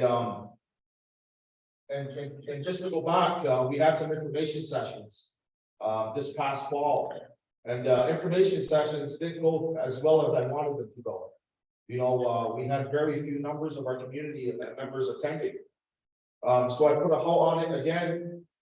I thought about this community watch, and that's when I realized, I said, this community watch can't be developed by the Mohawk police, can't be developed by any other agency. It has to be developed by the community. And all this information that I put up there is stuff that, you know, I do believe in. And if anybody's know me, you know, I've been to different mosques, I've been to different functions in the community, and I support a lot of what happens in our community. Right, so the Akwesasne Community Watch is a program designed to ensure the health and safety and reduction of crime in the community by building relationships with our local police force. It's an additional eyes and ears for the safety of the community. And it works by networks, right? A network of neighbors working together to help build a safer community. That's my vision of what the Akwesasne Community Watch should be. And we work together as a community to help each other. And when I say that, you know, when I say help each other, you know, it's not about reporting crimes. It's not about that. It's about helping each other in the community. And that's my main purpose of the Akwesasne Community Watch is to go out there to help each other. And that's what I wanted to do. And there's a lot of different things we put on here, what the Community Watch is, right? It's a commitment to improve the health and safety of Akwesasne.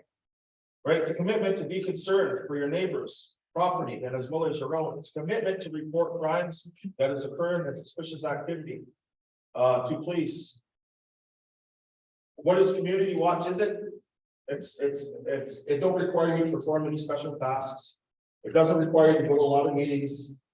It doesn't require you to go on patrol and look for things in our community. Our Community Watch, like I said, is based on what we want to do with the watch program. I want the community to develop this. And like I said, we had a number of meetings in the community. And we're at the point now where we had the information sessions. If you want social media, if you follow social media in the next couple of weeks, I'm going to be putting out a flyer to get a committee together. I want to establish a committee, and I want this committee to be all three of our districts. I want community members from all three of our districts to participate in this committee. And what is this committee going to be? This committee is going to be about talking to one another, about the issues that we see within our police force, about the issues that we see within our community. That's what I want this Community Watch to be. And you know, when we develop this committee is going to run this program. The Akwesasne Mohawk Police ain't gonna run this program. The Akwesasne Mohawk Police is gonna sponsor this program. But this program is gonna be run by the community. And that's my vision now from our Community Watch, right? Social media is a great platform for us to put things out there in the community. It's a really great platform for the Community Watch, right? Because it's instant. Social media is instant. We can put stuff out there. So say we got beanies happening in a certain area of style, right? Our Community Watch program can put something out in social media related to the point where, you know, we're having beanies in a certain area of style or certain island. You know, be aware of what's going on in the community. That's what our Community Watch is about. And like I said, I want our Community Watch to be out there helping each other. The police liaison, it's for me right now. I don't know where my career is gonna go. There's a lot of opportunities coming up with the Akwesasne Mohawk Police. So as of right now, I am the police liaison, and like I said, I'm in the community a lot. I want to bring a lot of my cards here. I want to give my cards to everybody in this room. That way you can call me, you can reach out to me. You know, if you have any issues or concerns, reach out to me and I'll try to address those issues with our police service. But like I said, part of my job is to help develop guidelines, establish target areas and supply resource material. To provide lectures and briefing on home safety, you know, over this past winter. I did an 8-week session for our elders in our community. And I went to 3 different locations and I talked about elders abuse, scams, home safety. I talked about various topics in our community.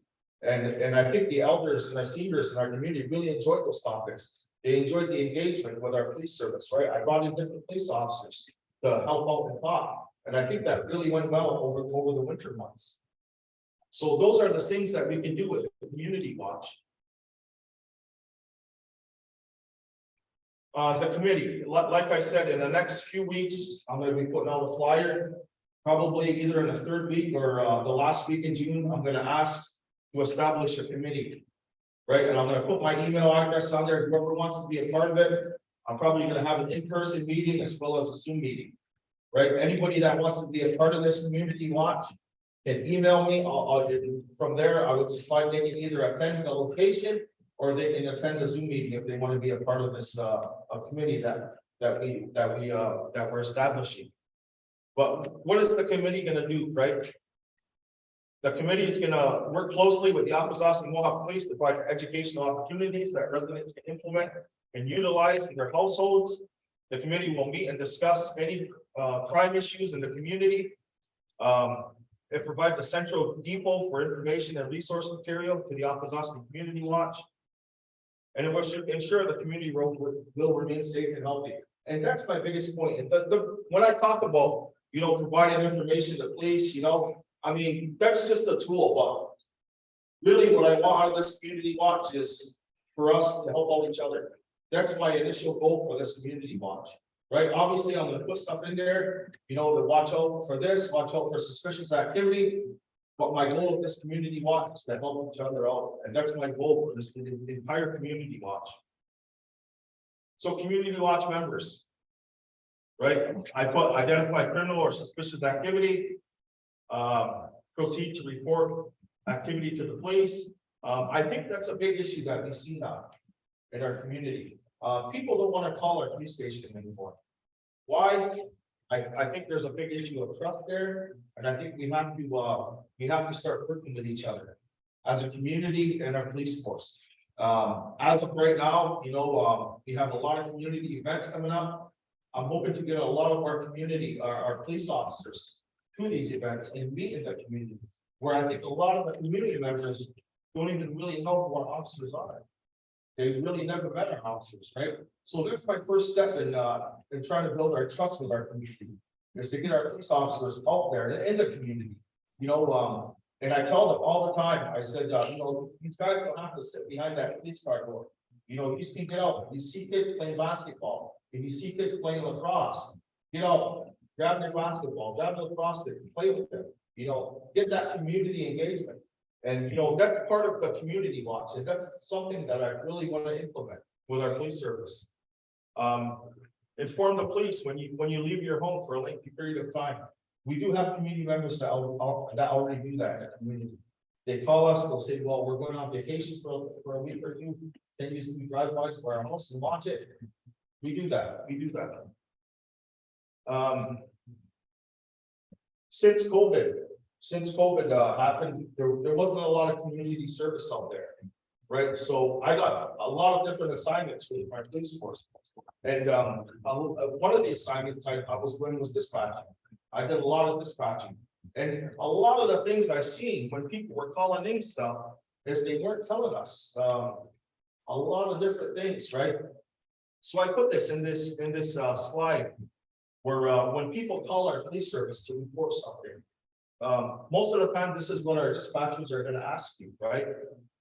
What happened? When did it happen? Where did it happen? Was there anyone injured? Right? Was there any vehicle? Was there vehicles involved? If there is, did you get a license plate? Right? A vehicle description, direction of travel, description of person, including clothing. You know, from dispatching over the last couple of years, because there wasn't any community events going on. This is where I've seen a lot of our community members will call And, you know, a lot of these questions, they couldn't answer, right? So this is just something I threw in the community watch, which I think it'll help out a lot when we call our central dispatch, when you're reporting something. Also, what people are wearing, right? A lot of times, you know, we see a lot of strange people in our community now. And I do a lot of presentations in the schools, and a lot of our presentations that I do is involved in safety, you know, safety of our youth. And when I talk to our youth, you know, I tell them, you know, get as much information as possible when you talk to either your parents or the police, right? And having said that, that even goes the same way with the parents, right? And it's like I said, these are some of the things that when I was dispatching, you know, a lot of these questions get asked when we dispatch. Right, so age, race, sex, height, weight, tattoos, piercings, you know, we ask these questions, you know, but there was the person wearing glasses or not, you know, was the person wearing a hoodie, you know, stuff like that, right? And these things I see a lot of, when I was dispatching at the time, a lot of the community members, you know, had trouble identifying these issues or these things. Trust. We all know trust is really huge with our police force. We know that. I know it. You know, I'm in a community almost every single day. And I talk to all the community members, you know, as many as I can. And every time I talk to them, I say, what's the issue with our police service? And a lot of people say trust, right? So how do we develop that trust? How do we develop that, right? And that's one of the things why I want to make this community watch. So we can build that trust. We can establish that trust. Right, we can build those bridges. Right now, I'm building bridges with programs in the community, with programs, with funding. Right, I'm at a lot of community events. You know, I help out at a lot of community events. I sponsor programs. You know, we just had some Narcan training today with the ambulance, and the thing is with Narcan training, you know, when you look at any other governments, who does the Narcan training in their community? Who does it? Is it the police? No, it ain't. It's not the police that do it. It's the health departments that do it. I took it upon myself to get Narcan trained and to train the community. Why? Because I see the problem. I see this is something that we need. And that's what I did. I took it upon myself to get the training, to train other people to do this.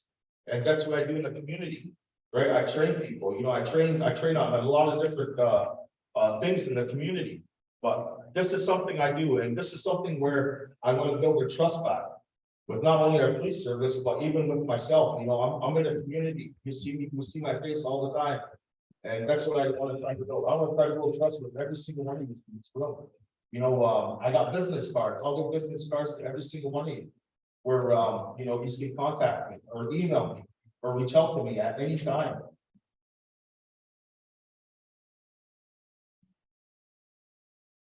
I put in here Crime Stoppers. We always have Crime Stoppers available. And it's every crime committed, you know, someone other than the criminal has information that will solve it. You know, we have a Crime Stoppers here in the community.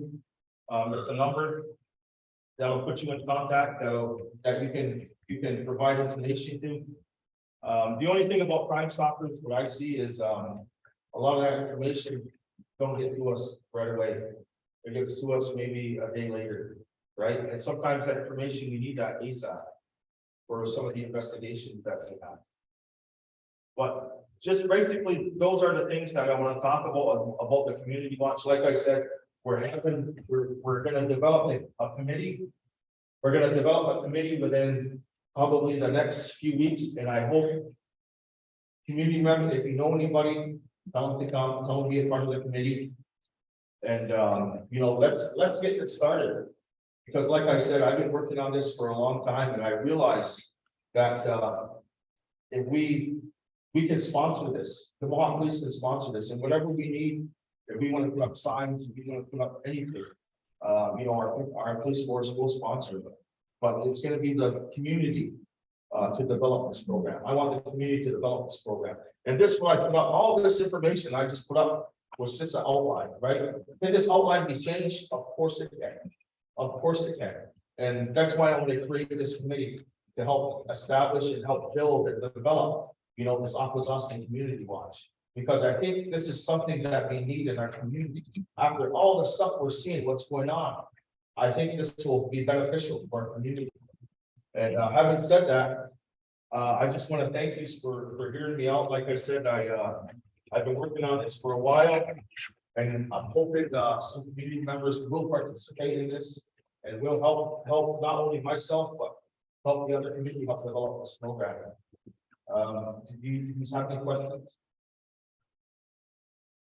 Just give me 1 second. That there's some federal funding coming our way.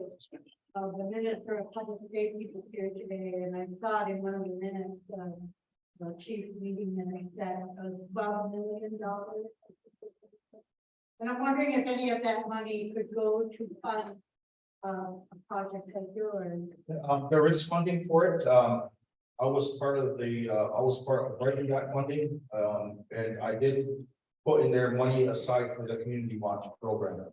There's a lot of other programs I put money aside for, but the community watch was one of the programs that funding was set aside for.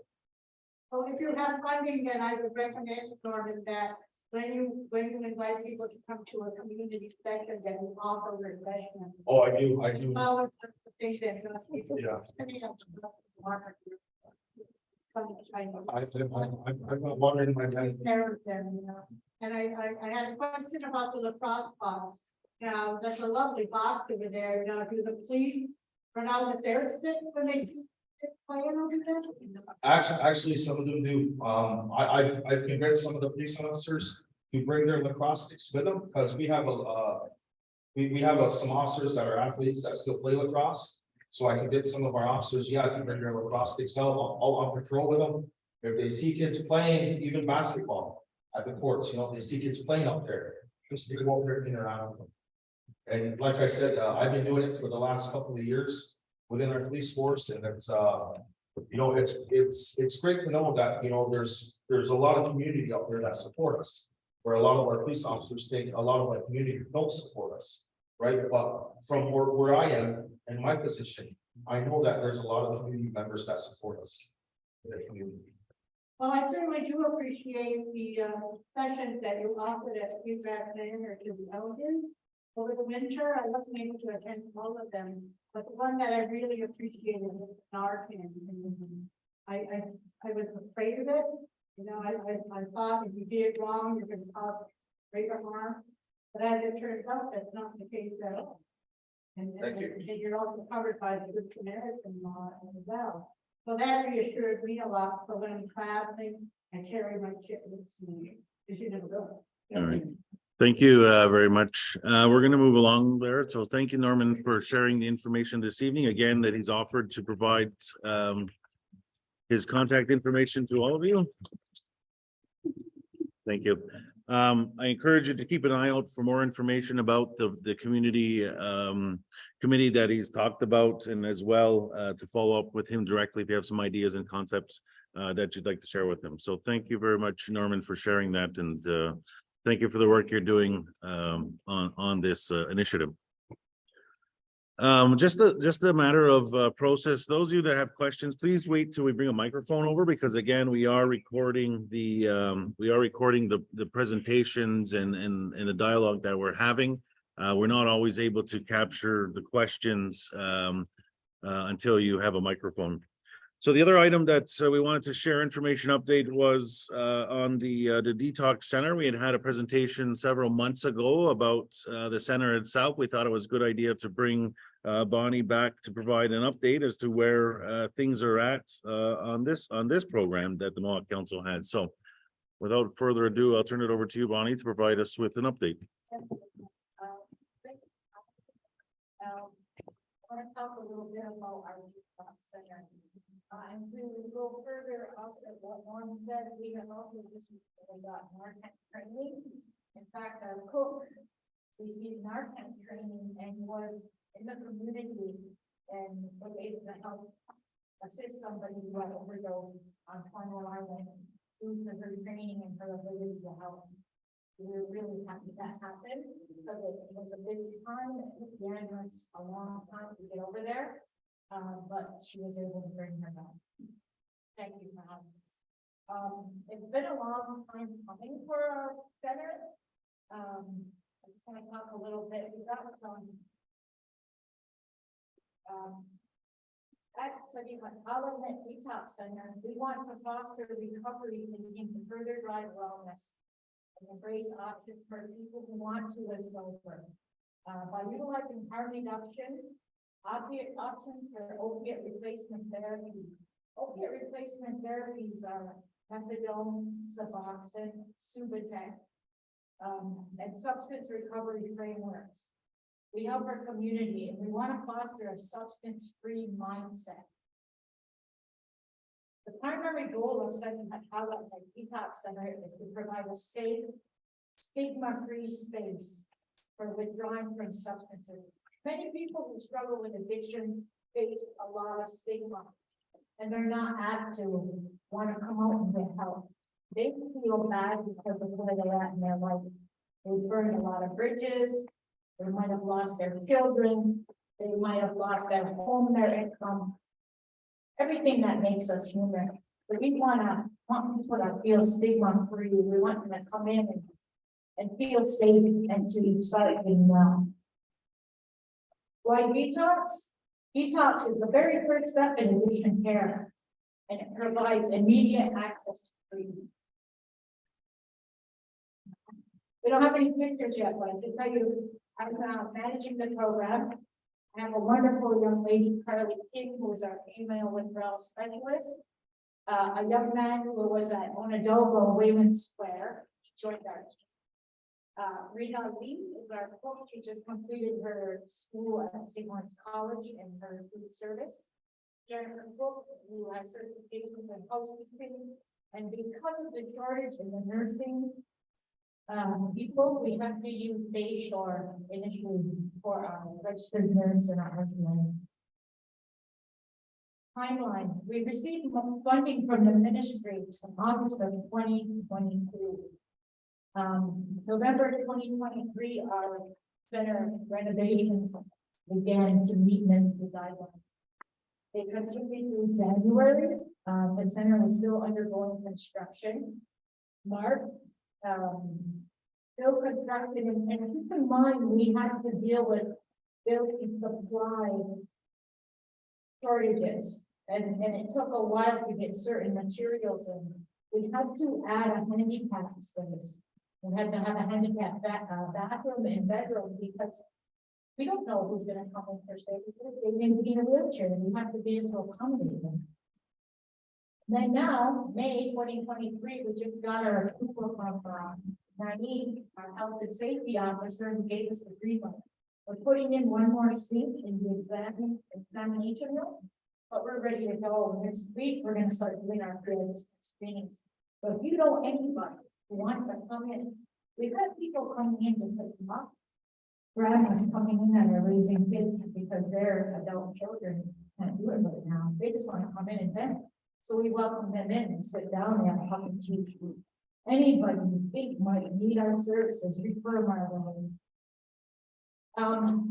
Like I said, we want to provide a stigma-free environment to begin that recovery process. And we want to do it in a trauma-informed manner because we believe that all addiction is rooted in trauma. And it's an immediate low barrier access to treatment. And it's an opportunity to begin the recovery process. And there's no saying you can't come back over and over and over, because I don't know any parent who ever got it right. We want to introduce options for substance recovery and frameworks for substance use and referral treatment. We're working on a memorandum of understanding with Onerahtohkó right now, where we would take the people to our center for the detox component, and then they would open us immediately into Onerahtohkó, which improves their chances of success. Okay, these statistics are from Eastern Ontario Health Unit, and the number of suspected drug-related deaths in the Eastern Ontario area, and that includes the 2 zip codes on Cornwall Island. 2018, there were 15. 2019, 18. 2020 with COVID, 31. 2021, 39. 2022, 40. And from January to April of this year, there's been 19 suspected overdose deaths so far. And the next problem is the total ER visits for opioid poisoning or overdoses in these Ontario health territory. And as you can see, the number start at 56 for 2016, 65 for 2017, 79 for 2018, 34 for 2019, 86 for 2020. Okay, COVID, 143. That's visits for opioid poisoning. 2022, 121. 2023, January 10, February 9, 13 for March, and we didn't get the final number yet. And that's about it. That's just my update. We're ready to rock and roll. Send anybody our way. We'll try to help them any way we can. Question? Yes, ma'am. It's located at Blue Room on Island 44 Jameson.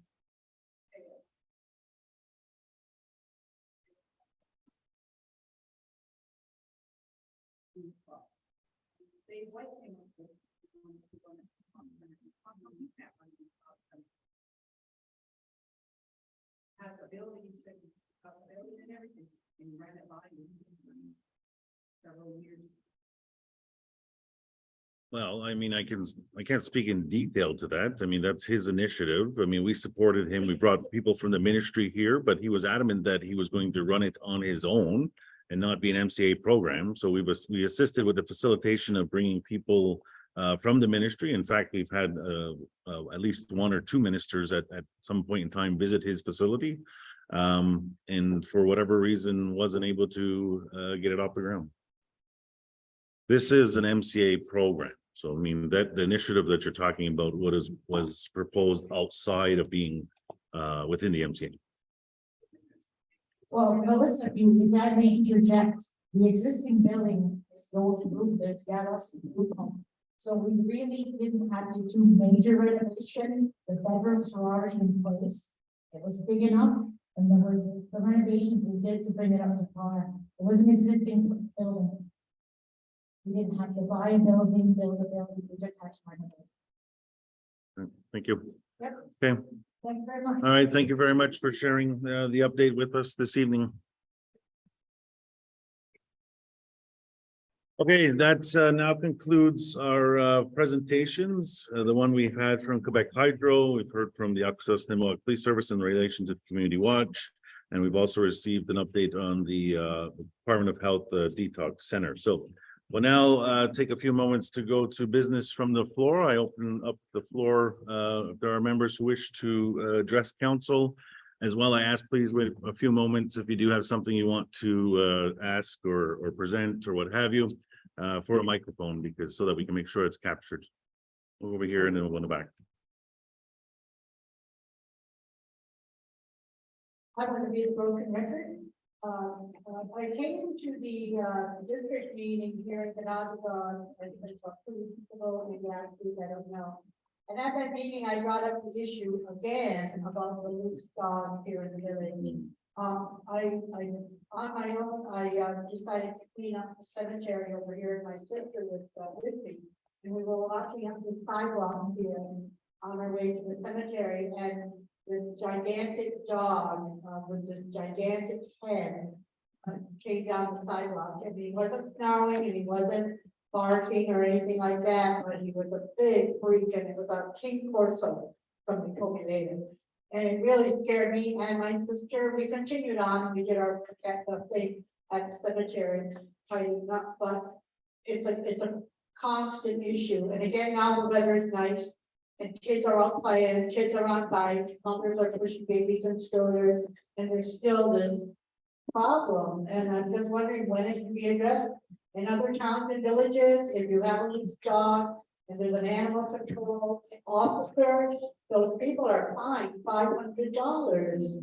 And I'm wondering why we can't implement, maybe it's already on the books, I don't know, but if there's policy in place about loose animals is not being implemented, and I really should really. Thank you. Thank you. Is there a response from portfolio, perhaps? I can just.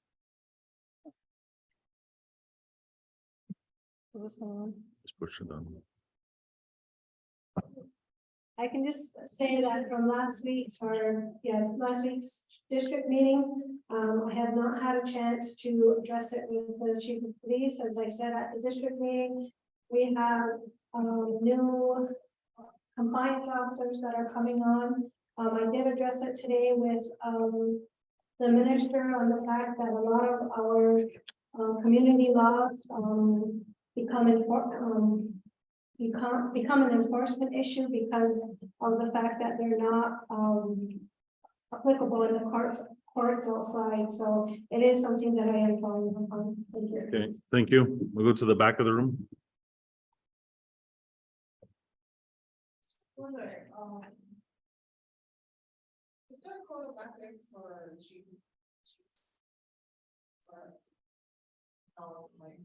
There should be, because I have one of my district chiefs who is in their meeting right now. He made some remarks on social media on his own personal page, which is fine. But I had an issue with it because he made this general comment about, okay, there's all these services in Akwesasne, and if you want them, you can go get them. He took advantage, and he made it sound like it was something so easy. And I had an issue with it. And I said, it's not as easy for some people. We don't have family support, we don't have friends, we don't have the support that he had or the knowledge and the means to get to things.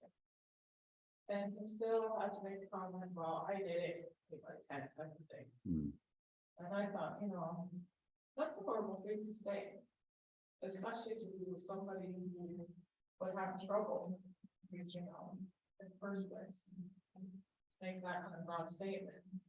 And it wasn't just me who had an issue with it, but at some point I didn't follow it on Facebook, But I thought, okay, maybe there should be something around. Yeah, you have your own personal opinion, that's fine. Like, I can't keep most of mine in my head or at home. Put it on social media. I mean, he put it out there. He's representing my community. And I was offended by it. And I was ashamed to say it was chief administrator. So I'm wondering if there's something that you guys have to follow. But I'm saying, you need to be supportive, you need to be leaders, step by step. Let's make that kind of statement. It's just awesome. In my opinion. All right, well, thank you, and I apologize that you're offended by a member of council in their conduct. What is available to members as far as conduct or behavior or code of ethics is the Akwesasne ethical conduct law, which applies to members of council. I will acknowledge it is quite old and it's not reflective probably of what it should be today, which ties to the oath of office, which just talks about that, that each member will conduct themselves and, be respectful and what have you. Those are the elements that exist holding members of council accountable. Now, if there are ever any concerns that, it's obviously encouraged that the individuals reach out to the member directly or myself, and I can help facilitate that. Just to be clear, though, I'm not the members of council's boss, right? I mean, we're all at the same level. I'm elected by all of you. They're elected by the district, right? I'm their leader. I'm not their boss. But I do routinely get emails or letters about concerns such as like you're saying, and what I'll do is I will approach the member and say that either your behavior was unbecoming or offer to facilitate some sort of session between the member. Those are things that I do, and I will speak to members when I'm aware, but official processes is under the ethical conduct. Thank you.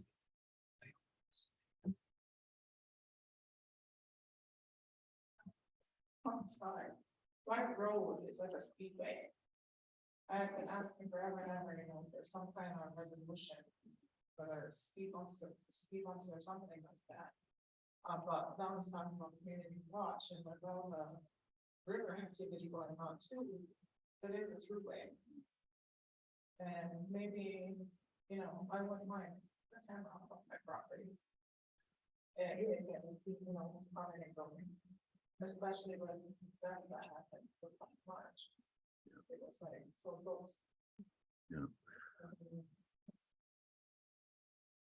What I can say is there's two things on that. I can tell you that your members of council for the district have been talking about road safety. There's different areas in the community where turns are sharp, there's not enough signage.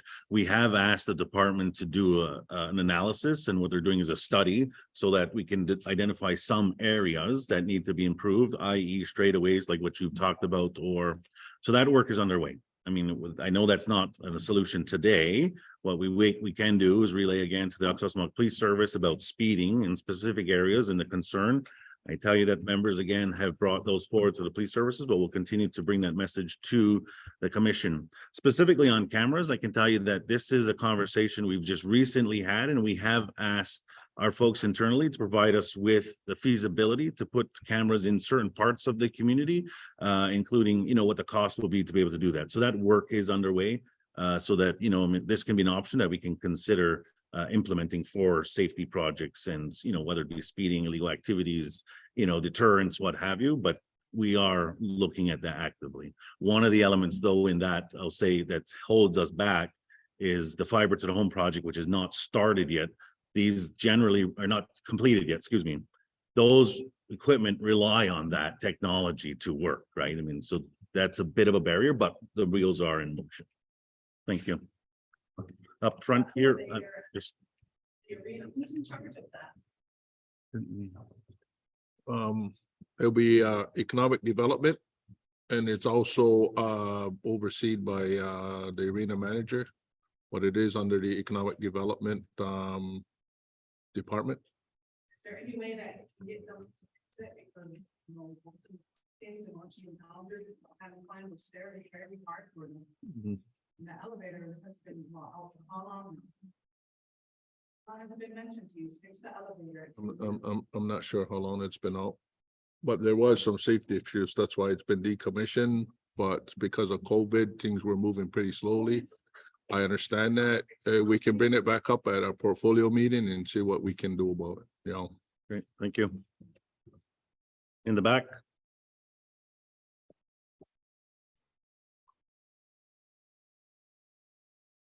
So I come to these meetings all the time. I go to district meetings, general meetings. I'm on the community talking. I said, there's rules that govern us. There's rules that govern us. I'm outside this building. We set the rules when we sit down in this meeting. There's ethics rules, there's all kinds of different rules. There's laws. And we all have rights. As chiefs, you are held to accountability. And there's different ways the villagers will account. Like Tracy just said, she had a problem with the chief, he doesn't give her a solution. This is what you can do. There's other ways the villagers to account. So today I'm gonna hold one of these to account. And I went around with a petition through Akwesasne, and I garnered enough signatures to remove one of these from council. And I didn't do it for personal reasons. I did it because these are out to account. And that's my right. I have the right to hold each one of these to account, and I have. I had a chief quit because I held him to account. So I'm presenting a petition at a duly, I'm going to read it. Removal from vacancy from council. A member of the Mohawk council is removed from council if a petition requesting The removal of a district chief is signed by an equal number of votes plus one from the official total of votes he or she received on election day or by-election day, and delivered to the council at a duly convened general meeting, which is this. Here's my petition. I have 64 signatures on it from community members. I only needed 39. So I present to you, and it says that the member of Mohawk Council is removed if I present this to you. And that's law. That's an election law. You know, it doesn't stop him from rerunning in a by-election that you're gonna have to call now because I have these signatures. But my promise is I'll go around again and do this again and do it again and do it again as long as it takes. You know, when you look back on all the negative things that happened to our people in the last 20 years, this person has been an architect of a lot of those issues. And I can't stand it because the last general meeting, he celebrated the fact that the customs moved from the island to Cornwall. You know, it boiled my blood that our people have to be subject to that stuff at that border. And he was supposed to represent us. You know, we have all kinds of meetings in all in the community. You have meetings, everybody's meeting. You know, and a lot of stuff that he's doing against protocol. You know, he's rogue, whatever he's doing. You know, he's trying to resurrect Jim Ransom. I mean, Jim Ransom was fired from Mohawk Council, and there's a reason that he was fired. But no, it's pretty fun. You know, it's funny to hear you ask people about these questions about, you know, workers, this and that, when you're out there trying to, you know, build your own electric company. You know, you're trying to manipulate this council into supporting these ideas that are so far-fetched. It's almost like a get rich quick scheme, like the ferry idea, you know, the SS Larry and the SS Gary, I think it was called back then. They needed two ferries, one for each way. Never came. Another idea never came. And it's like we're subject to this. And council has to sit there and, you know, ask around. I said, what's wrong? What happened? I don't know, but he's changed. And I'm like, he's changed. Yep, he's changed. So that's on him. You know, the last election, he lost. He had to get help for that loss. It affected him so bad. But it wasn't disclosed to the community that happened. So today, we're holding you outside. And the other people that signed this paper. So I present to this newly elected general meeting, this petition removing Larry King from this council. All right, thank you for that, Shannon. If you could grab the microphone and so. I was going to ask you to grab that, but I'll take that. Thank you very much. Just let the record show that I have been provided with a seems to be a petition. So I'll acknowledge that I've received that at this council meeting. There is a process in regards to if this is indeed a petition for removal that requires the chief electoral officer to verify, and then the council will report back from that point forward. So thank you.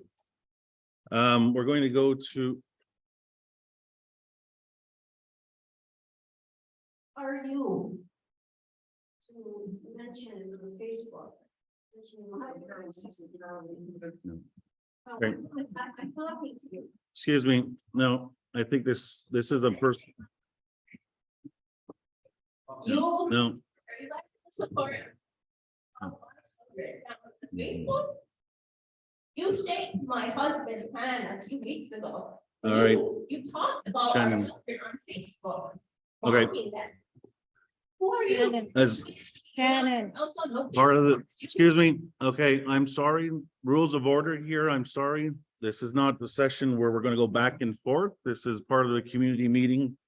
The item that we're discussing now is business from the floor. I'm going to take a few moments for one more question from the floor, and then we're gonna move to wrap up the meeting. I think there's a good direct to defend himself, we're doing on. So let's give this some thought. I think this goes back to last general meeting. Trying to catch my thoughts. I was made aware, have been made aware often. What this guy government says about me on Facebook. I don't know this guy from fly on the wall. But and I don't care to. But last month on going over, I believe it was on the tails of a presentation regarding under. Woman from Six Nations came in and did a presentation and a lot of discussion entailed around that, went into our border issues, our problems at the border, J treaty, et cetera, et cetera, et cetera, et cetera. So I think the very minimal thing I said was never, ever, ever estimate the power of the people. That deserves me to get ousted from council. I don't know, I thought there was something ingrained, whether you're cheap or not. So what I did say was, look at what happened with CBSA. And I did say for the record, anybody here that was there should say so now, because you're all under the same umbrella. There was a movement led by the people, for the people. They said, council, you stay back in the background, you just support us, to be there and support us. And you stay out of it. So we did. We went to Ottawa. I don't know how many times. Even including at the 11th hour. In that regard to CBSA weaponizing themselves, but mind you, we can't forget what happened before that. We had, I forget the number now, I used to have it. We used to have so many complaints about CBSA and how they were treating our people, especially our young women. The young women were getting ostracized, their customers, ripped out of their hands, men talking down at you, boy, calling you boy, and it came down. At the time, it was when CBSA got their powers to detain, to arrest and detain. As soon as that thing was implemented, things went awry terribly. And we had to go so far as to form a committee to hear the complaints, and there were many. I wish I had that number in front of me, but we created that committee to do that. More and more people are coming forward. We put CBSA to the Canadian Human Rights Commission in Canada. It was very serious stuff. What transpired at that facility, CBSA afterwards, that was a people-driven thing. That was going to happen regardless. We were told that. They honored away, so we did. It was going to happen. We figured out. Now we know that it affected the community. I mean, come on, it's so very obvious. But I understand that's one of the gripes that this individual has, going back that far, but you should get your facts straight, don't you think? Especially if you're presenting an issue like this is there, a document to actually remove district chief. I don't know. Really, how prepared I was to hear this crap, There's a lot of things he was calling me on Facebook, absolutely useless, no damn good for nothing. Didn't do a damn thing while he was on council, the energy spot, no damn good for nothing. But you know who it's coming from, so that's what you expect, right? Okay, here you go. This is what I accomplished. I'll match my resume with yours any day of the week, any day of the week. So I was a key negotiator on the Ontario Power Generation, formerly known as the Onerahtokha. As well as both implementation, community application process, and community ratification, that's the referendum phase.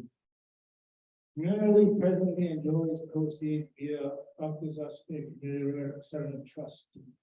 Key negotiator on the low leaseable claim, as well as both implementation and ratification process phases. Community presently enjoying proceeds via the Akwesasne Community Settlement Trust.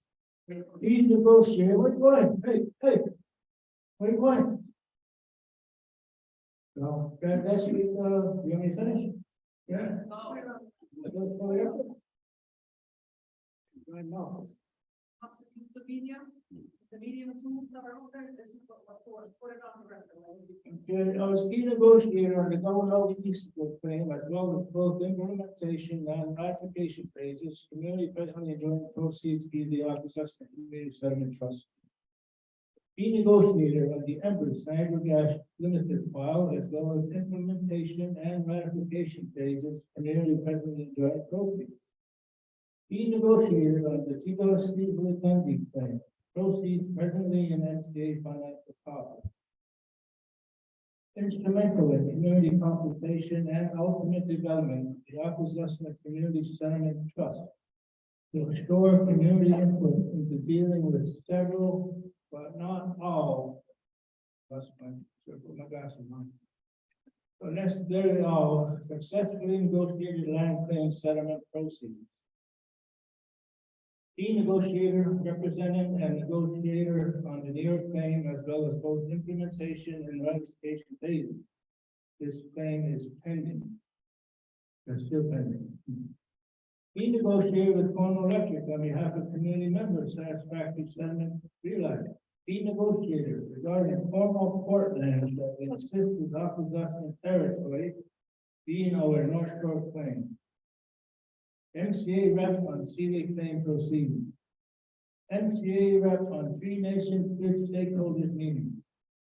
MCA rep on the Canadian Human Rights proceedings and MCA versus CBSA. Develop the Akwesasne Ferry Service. Do feasibility study, community consultation, and ratification phase. That means it was given by the people. The total design, ship and landing, sits in meeting for funding, community and system and accessibility. I was the founder, co-chair, organizer, and lobbyist of the Akwesasne Power. Driver and organizer of the Akwesasne Achievement Awards. We should bring that back.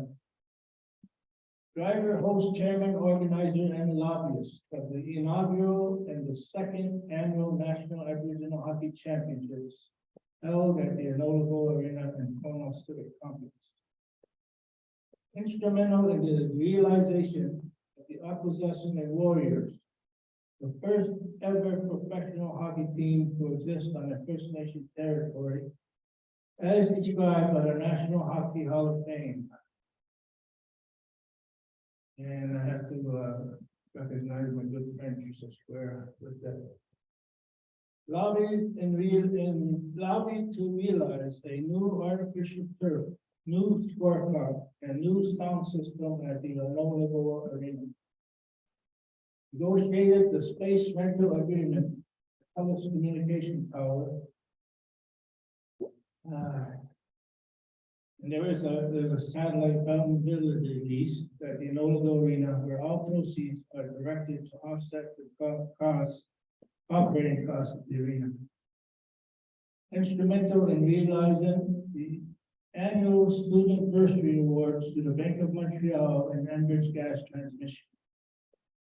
Co-creator of the Akwesasne Trampoline Club in collaboration with the Akwesasne RCMP Liaison. Creator of the Akwesasne Youth Initiatives Program in collaboration with MCA Social Services Department and a lobby grant to Social Services Canada.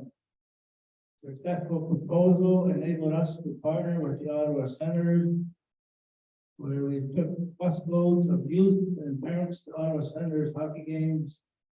We were also granted entry into the Ottawa Senators Nike Ball Hockey Program. I guess I could go on, but I left the page at home. All right. Thank you, Larry, for that. All right, at this time, we're going to move to close this evening's meeting. So as a recap, we have received 3 presentations this evening, and we will be really quickly because we're pardon me. I'm not sure. You have to ask him directly. That's Does anybody call Mark, nobody? Indigenous people, about the bill, one of the bills? You want to read up on that? well, I mean, there's lots of statements made by the minister, and we can speak offline and we can talk a bit more if you have concerns about specific bills. So, okay. All right, I have to read for the record the to accept and approve the attached general meeting minutes dated April 27, 2023. If I could have a mover, Julie, second by Cindy. Discussion on the resolution. Question has been called on the resolution. All in favor? Any against? None against, it's carried. All right, so our next general meeting is going to be June 29th at the Sny Homemakers, and the entire presentation, or sorry, the agenda will be the presentation for the MCA's audit. So it was a question a couple of general meetings ago when it's going to happen. We'll be presenting 2 years of audits on June 29th at the Sny Homemakers. So on behalf of myself and council, I want to thank all of you for joining us this evening for our May 25th general meeting. Mr. Larry, I'm sorry, you can speak. We're moving to close the meeting this evening. So I'd like a motion to adjourn the meeting, Julie and Vanessa. Thank you.